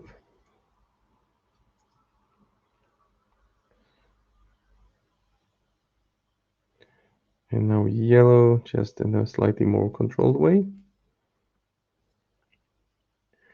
Leaving some red showing through.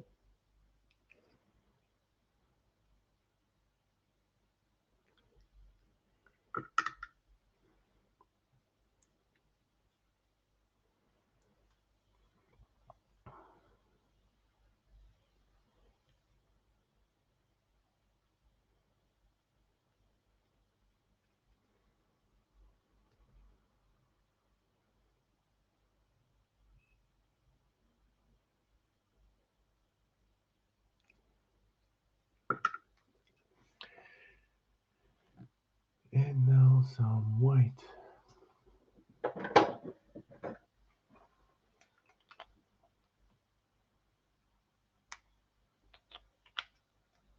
Because for them to glow, you need some white.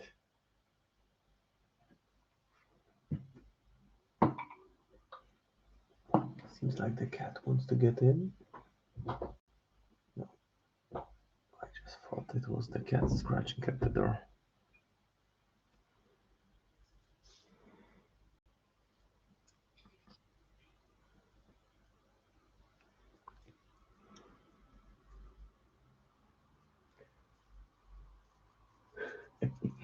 Click clacks. Yeah, yeah.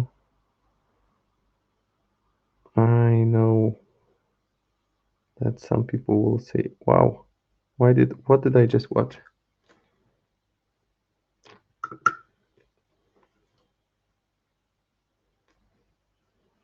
Now a very light dot of white somewhere in the middle. I should have a white marker for that with a fine tip.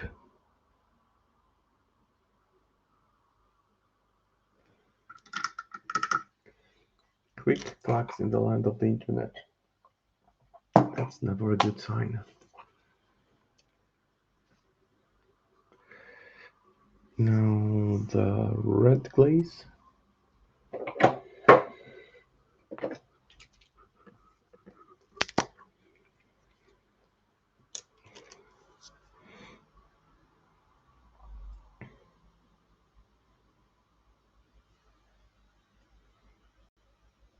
And the whole eye can be flooded, the whole eye socket.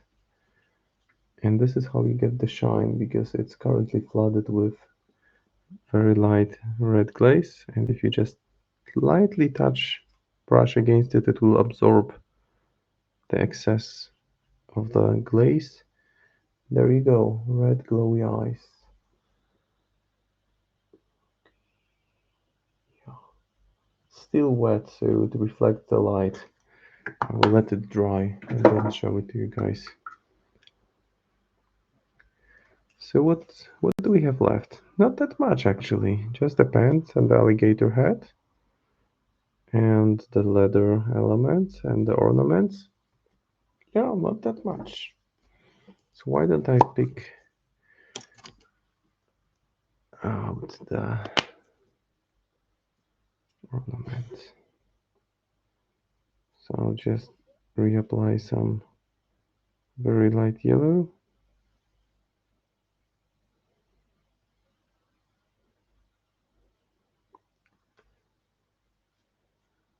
So I'm wondering, is anyone painting along as they're watching?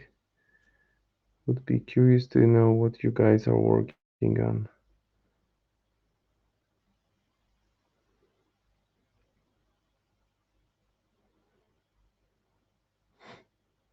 Some new stuff, old stuff. I know what people in the Painters Challenge, the monthly Painters Challenge, are working on because I've checked it out earlier today.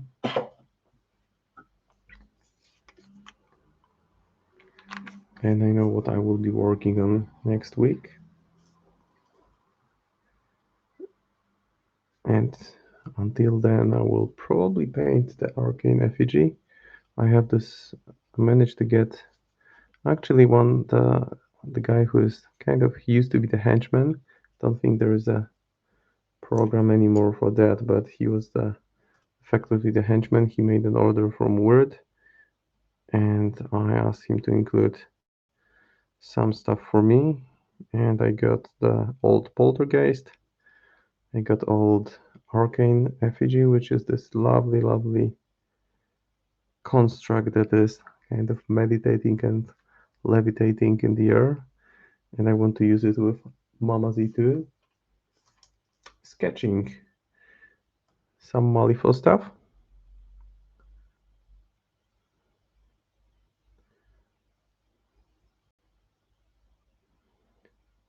I also got Hayredin, because it's hard to get him. You need a box with, I think, models that I already have. 2 breachlings. Oh, cool. So those are those heavily mutated guys from the other side. Those are those like those portals? Or no, those are, I think, those guys that came through the portals. Nasty stuff for sure. Actually, for the eyes, I will put more of candy ink and magenta. For the ears, I mean, just want to bring them out a bit more. They seem to far too much blended with the rest, so I want to make sure that they are still visible. And magenta, the candy ink immediately makes them pop, which is all I wanted. So maybe I will also paint the corner of the mouth with magenta and the other corner.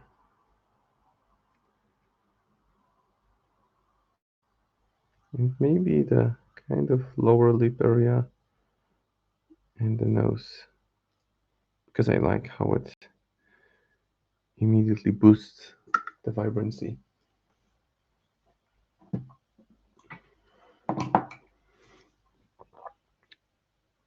Now I think I'm still missing something. It's dark, bright, dark, so I need some more color here. But before I move to the pants, I will work on the gator hat.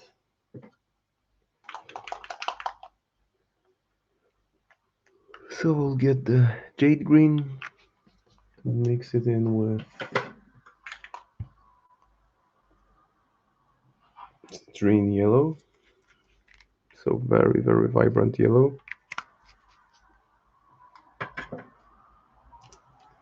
And apply it to the gator hat, the mixture.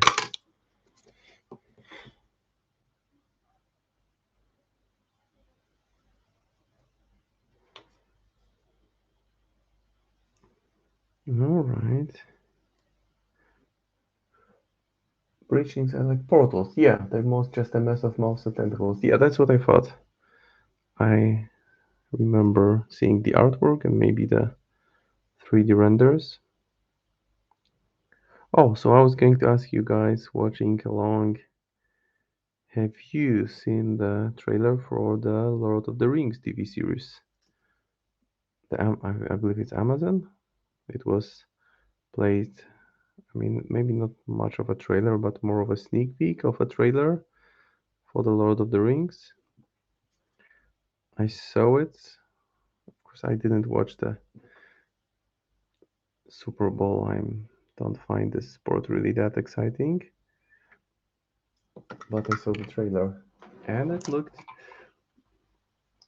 visually. It looked clearly. They have budget. They have money to do amazing scenery and costumes. And I'm starting as if I was now about to switch to talking about what I didn't like, but hard to say what I like, what I didn't like, because there wasn't really that much shown.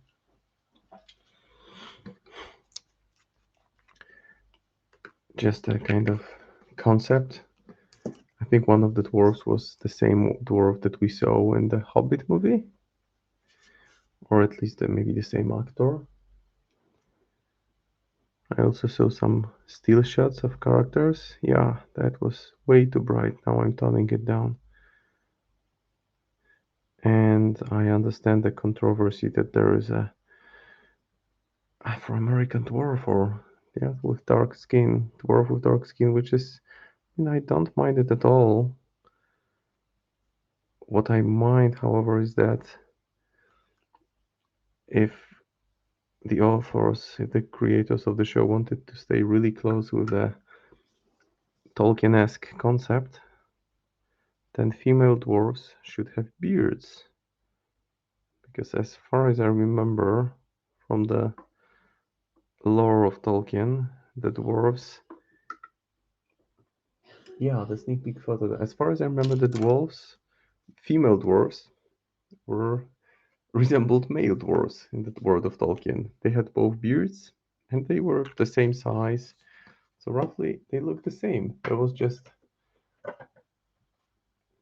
I think that the concept of gender at all among dwarves was somewhat, let's say, blurry. So if anything, that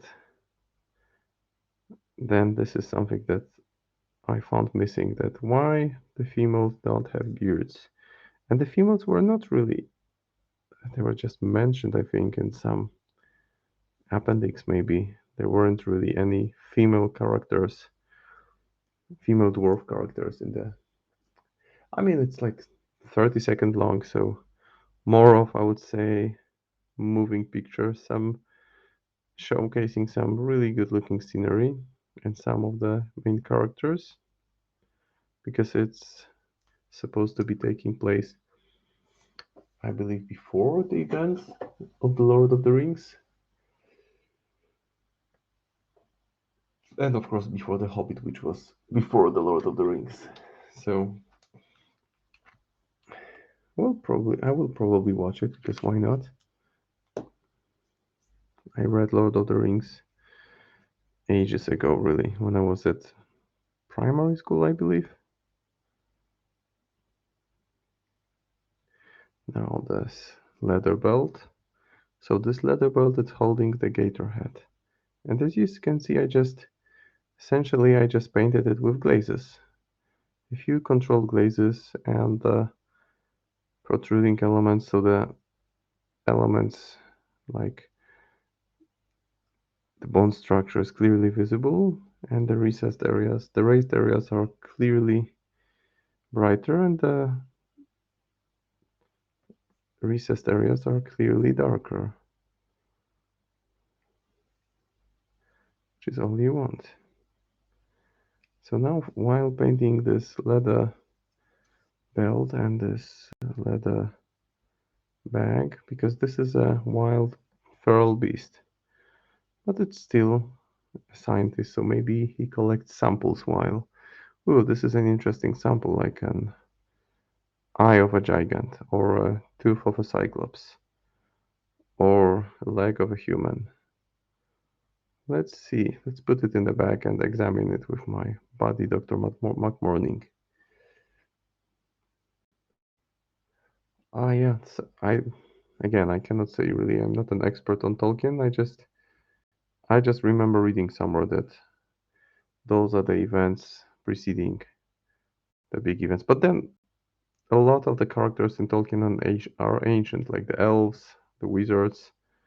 So they are bound to make an appearance, like Gandalf, Saruman, and some of the other characters that we are well familiar with after watching the movie. So even if it's new territory for people who never read anything beyond Hobbit or Lord of the Rings, then there will still be some familiar faces, which is cool. Although some of the characters are so well established and that it's just hard to imagine anyone else performing as them.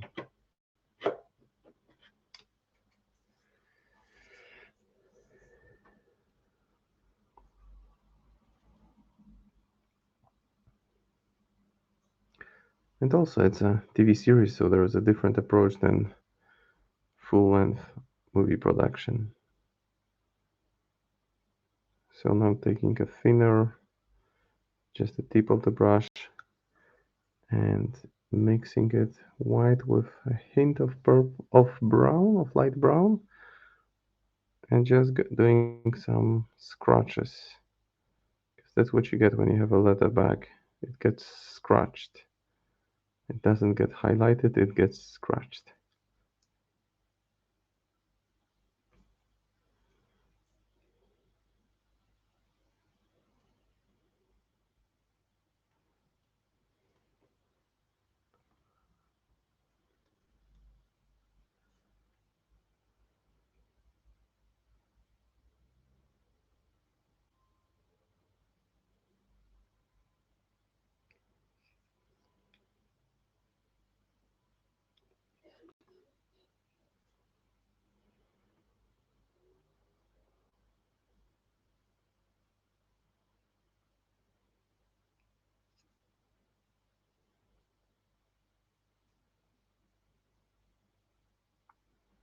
What I can do now is to just slightly push in the shades. They were there when the words were written. The words of power. I think there's plenty of stuff that Tolkien would have written if he had lived longer. You can watch a couple of interesting or read articles or watch videos analyzing the second trilogy that he was writing that was set to happen. I don't know how many years, but years after the events from The Lord of the Rings. And just looking at I think there's the first chapter. It looks really dark because Tolkien in general is this high fantasy with beautiful elves, glorious battles, and characters which are okay. They are fine, they are well designed, but they are not that overly complex, which is not a bad thing. Just the way I perceive it, the way I see it, they are not as complex as some, let's say, Game of Thrones characters. So this one, it was the second shadow or the long shadow. I don't remember the subtitle of the book that he was planning to write.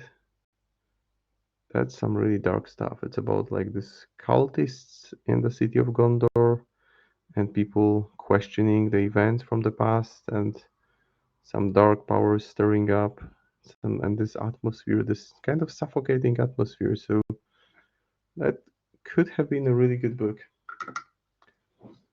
Sadly, it will never be, and I don't think anyone will choose to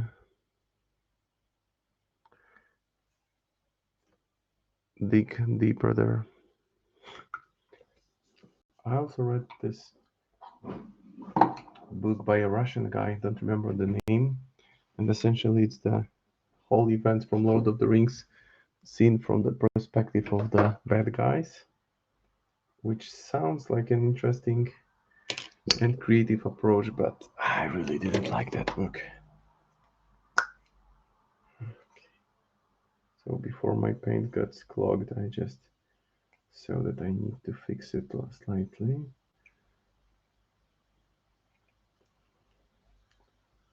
Oopsie. Okay, that's better. Now my fingers is all white, but that's fine.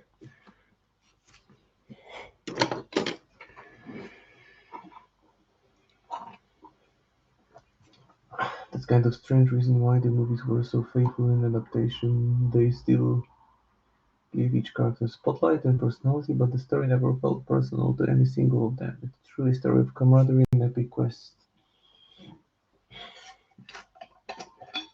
I think that when making a film based on such a well-established piece of writing like The Lord of the Rings, it's really hard to balance the length and personal development of characters involved in it. Maybe that's what you're hinting at, that it wasn't really there.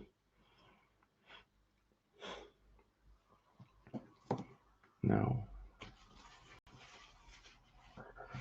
I think I will go to move to the pants now.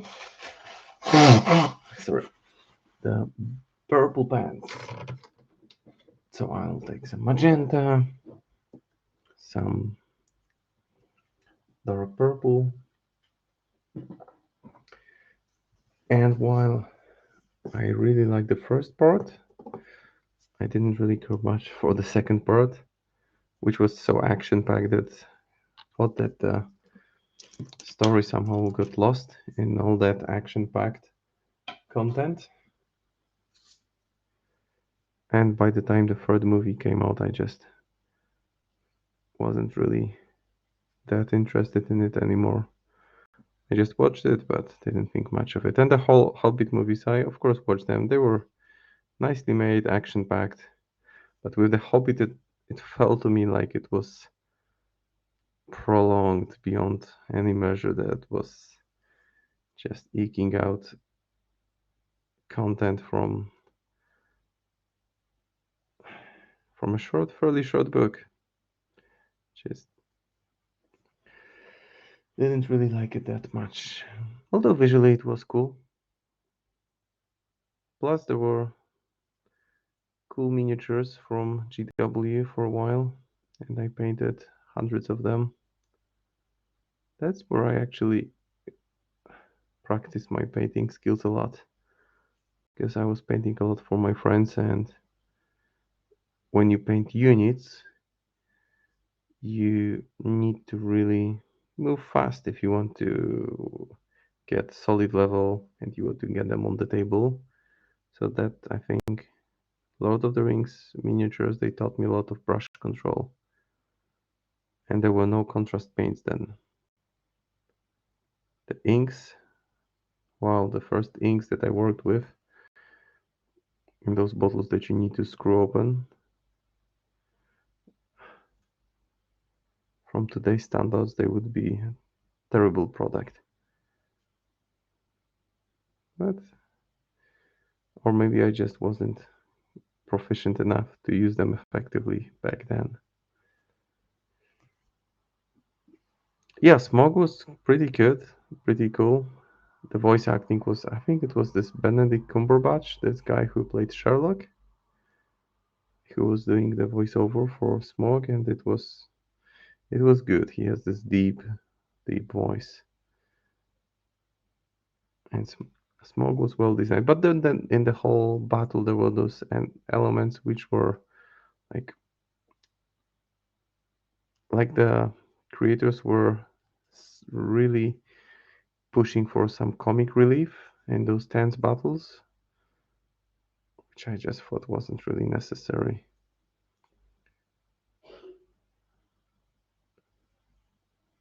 This whole character, there was this character of this he was a gatekeeper or an accountant somewhere in this city on water, and he was maybe meant to be this comic relief, but I just didn't care much for it.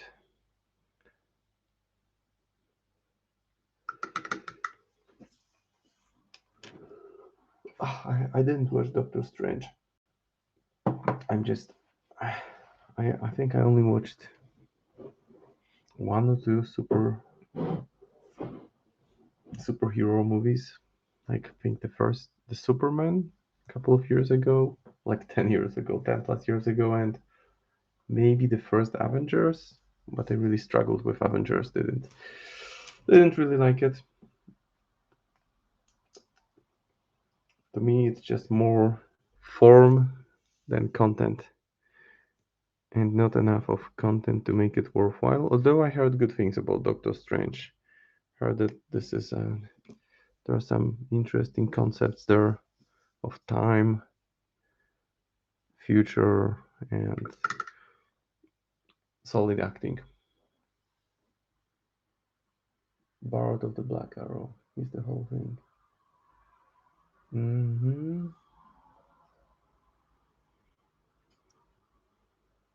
And I did paint plenty of Hobbit miniatures as well back in the day, so I have good memories from that. I really like all the troll miniatures and the orcs, the big trolls. Those were fun to work with.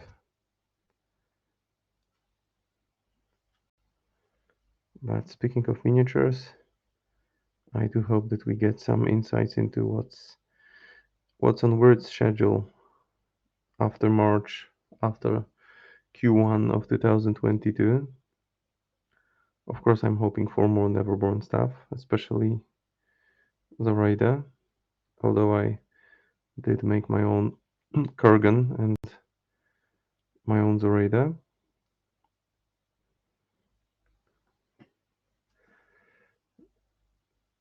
Nevertheless, I will be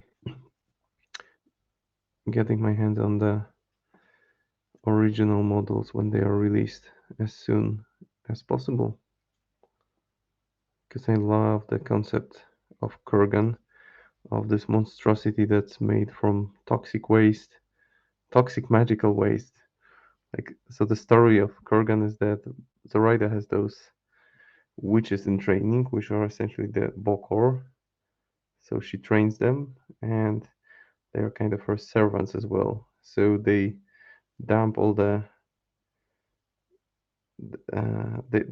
are expected to somehow throw all the leftovers from her cauldron into one specific place, but they are lazy and they just dump it somewhere else. And in a way, they just create the Kurgan.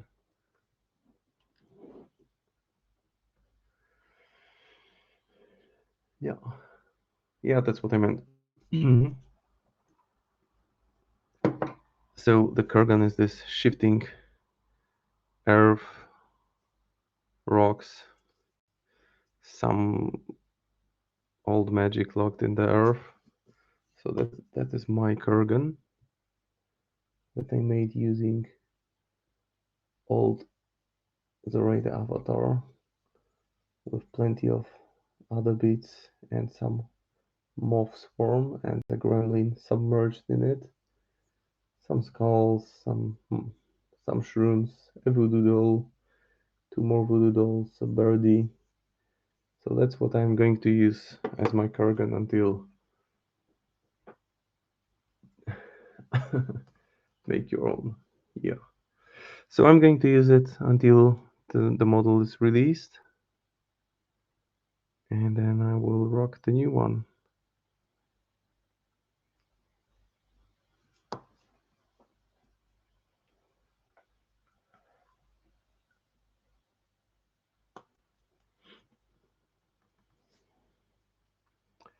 So with purple, I go directly from purple to magenta because it's kind of easy to make this transition while highlighting and change it from dark purple to saturated magenta You just pass over the folds of material a couple of times. And if you pass a couple of times, you just reinforce the highlight and the color stays there. And I want his pants to be rather dark. I haven't played just the Radar 2 yet. I just need to.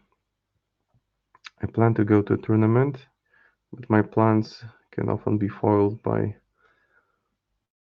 kids getting ill or things happening, so I don't have my hopes. I'm just not holding my breath. I hope I will go, but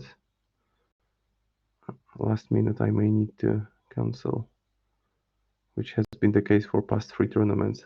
So hopefully this time I actually manage to go, and maybe I will just test her because I think that there are 3 games. The schemes and stones are already there, and the third game is Break the Line, where I see Zoraida 2 as a solid choice with her ability to just cause 2 Swamp Fiends to do the same action regardless of where they are on the table.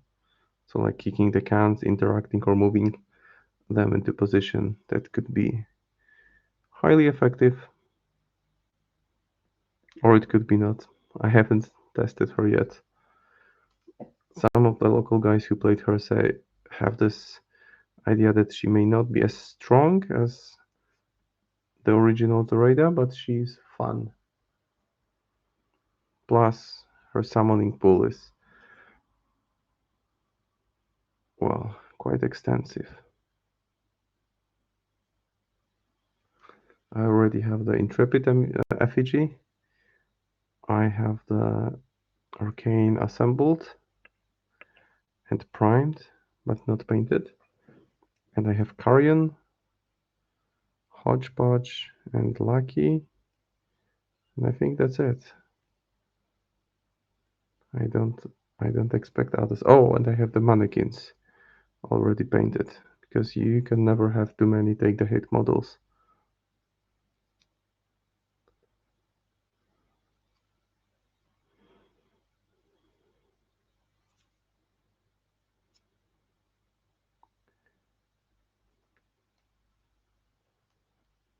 But Kurgan is definitely the highlight there. He's like the best bodyguard for Zoraida with armor too. And she can also cause him to take the hit for her, which is amazing. He can move other models around quite a lot. He can smack face. He can. What else he can do? He has some auras. I just haven't played him, so I don't know him yet. So there's one thing to read the card, and another to actually get to use the model, and those are quite different things when you theory fall and when you Mali fall. Those are distinctly different.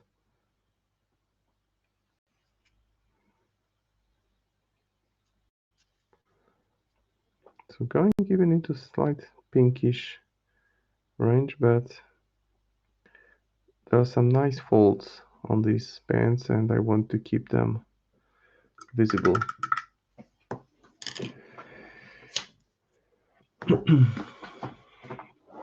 Now the rock part. The rock.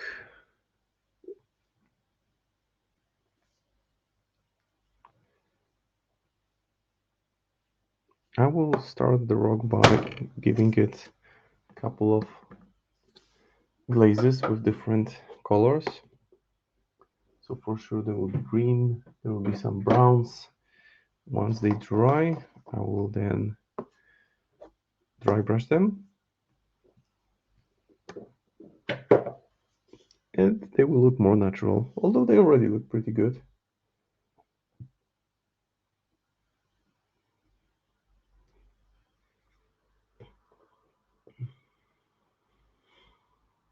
Oh, and I thought I also can share with you guys one more thing that well, 3 miniatures that I painted last time around, because I don't think I got to showcase them actually. So those are the witches that I painted last week.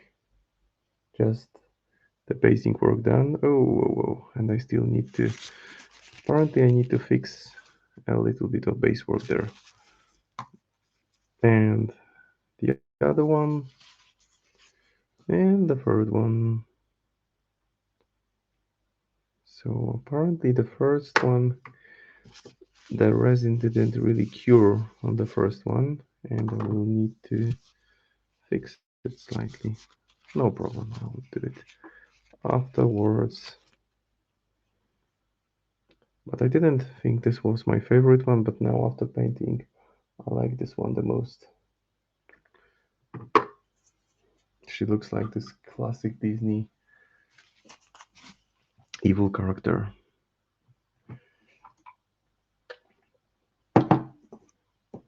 But back to Marcus. Marcus the Barcus. So I will be staining the rocks, and I will be using green, brown, maybe different shade of green and different shade of brown. So what I will do, I will just leave a small dot of each color on the palette, dip my brush, starting from the brightest to the darkest, and make some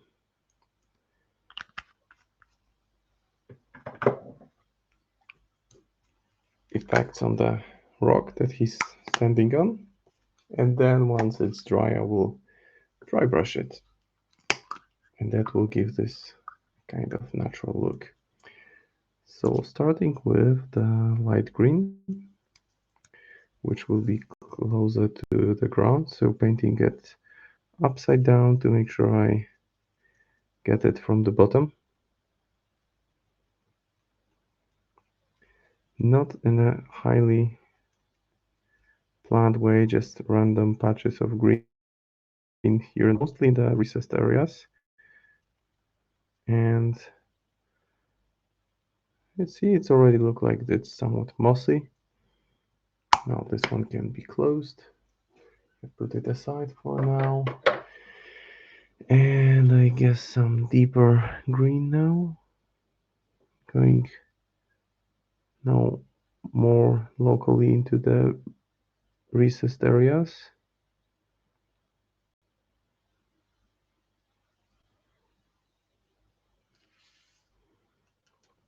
And using the same brush without really cleaning it.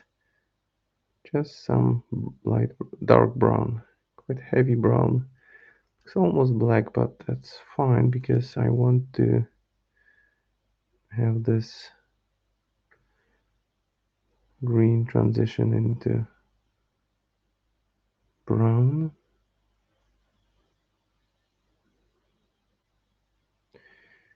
And the richest, most saturated brown now.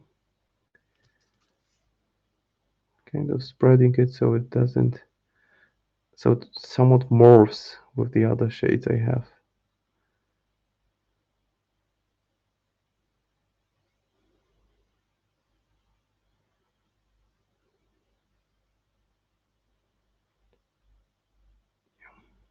That's more like it.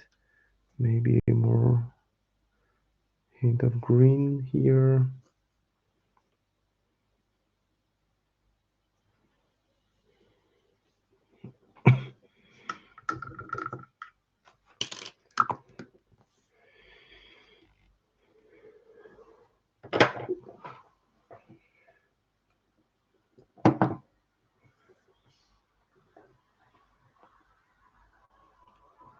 Now while it dries, I can already take a look at what I can do around it. I'm pretty happy with where I got. So I think that 3 hours is not too long for a miniature to get from this tabletop ready to more than tabletop ready. Maybe not showcase, maybe not painting competition winning, but what we did, we just pushed more details, enriched some of the colors, really wanted on this skin to make it dark, but not different type of brown than the fur. Tweak some details of the fur around the ears and mouth. And that's Marcus almost done. So I will just wait for a second for it to dry. It will be ready shortly.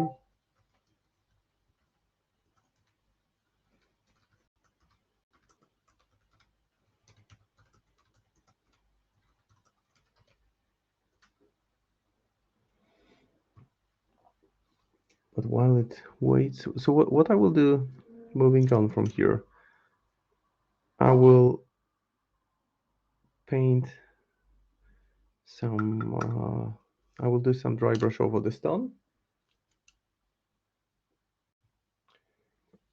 And I will also maybe add some of the swampy water around this rock area. And then I will also add the blood effect here, I think. Just to show that he's been busy. And the plan for the next stream, just to give you a kind of preview, is to paint this elegant fella. So the Cavatica, the master spy that came with the box with titled Lucius and titled Nexus, which will be interesting because I think will do some cloth texture on him, maybe some dark green, rich saturated green.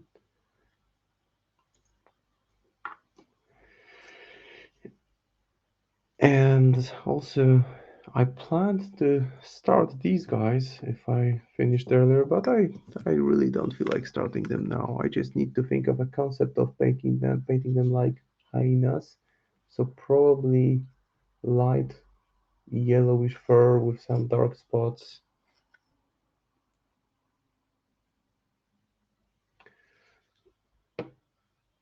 And those are pretty cool miniatures. Because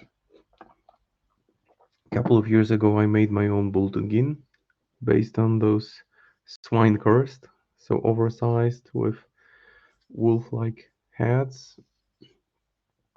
But these look much nicer than my conversions. So for today, I think that we'll be wrapping it up actually, because I feel like I don't want to stop midway through just doing base colors on 3 separate models. But thank you guys for following, for checking out the stream. It's been a pleasure working on this, Marcus, and sharing some thoughts on what makes a miniature look good and makes it look more than good. And thank you for sharing my Instagram account link. And guys, I will see you next week with Cavatica, but in the meanwhile, check out other streamers. I think tomorrow is Wednesday is Ben's Day, I believe. Wednesday, Ben's Day. There's definitely Waldo's Weekly. Just follow the weird social presence on Facebook and Instagram, and you won't miss a thing. But for today, it's a wrap. So thank you for follow up, for seeing the progress on Marcus the Barcus, and I'll catch you guys next time. Have a good rest of the day, night, evening, morning, and see you in a week. Bye bye.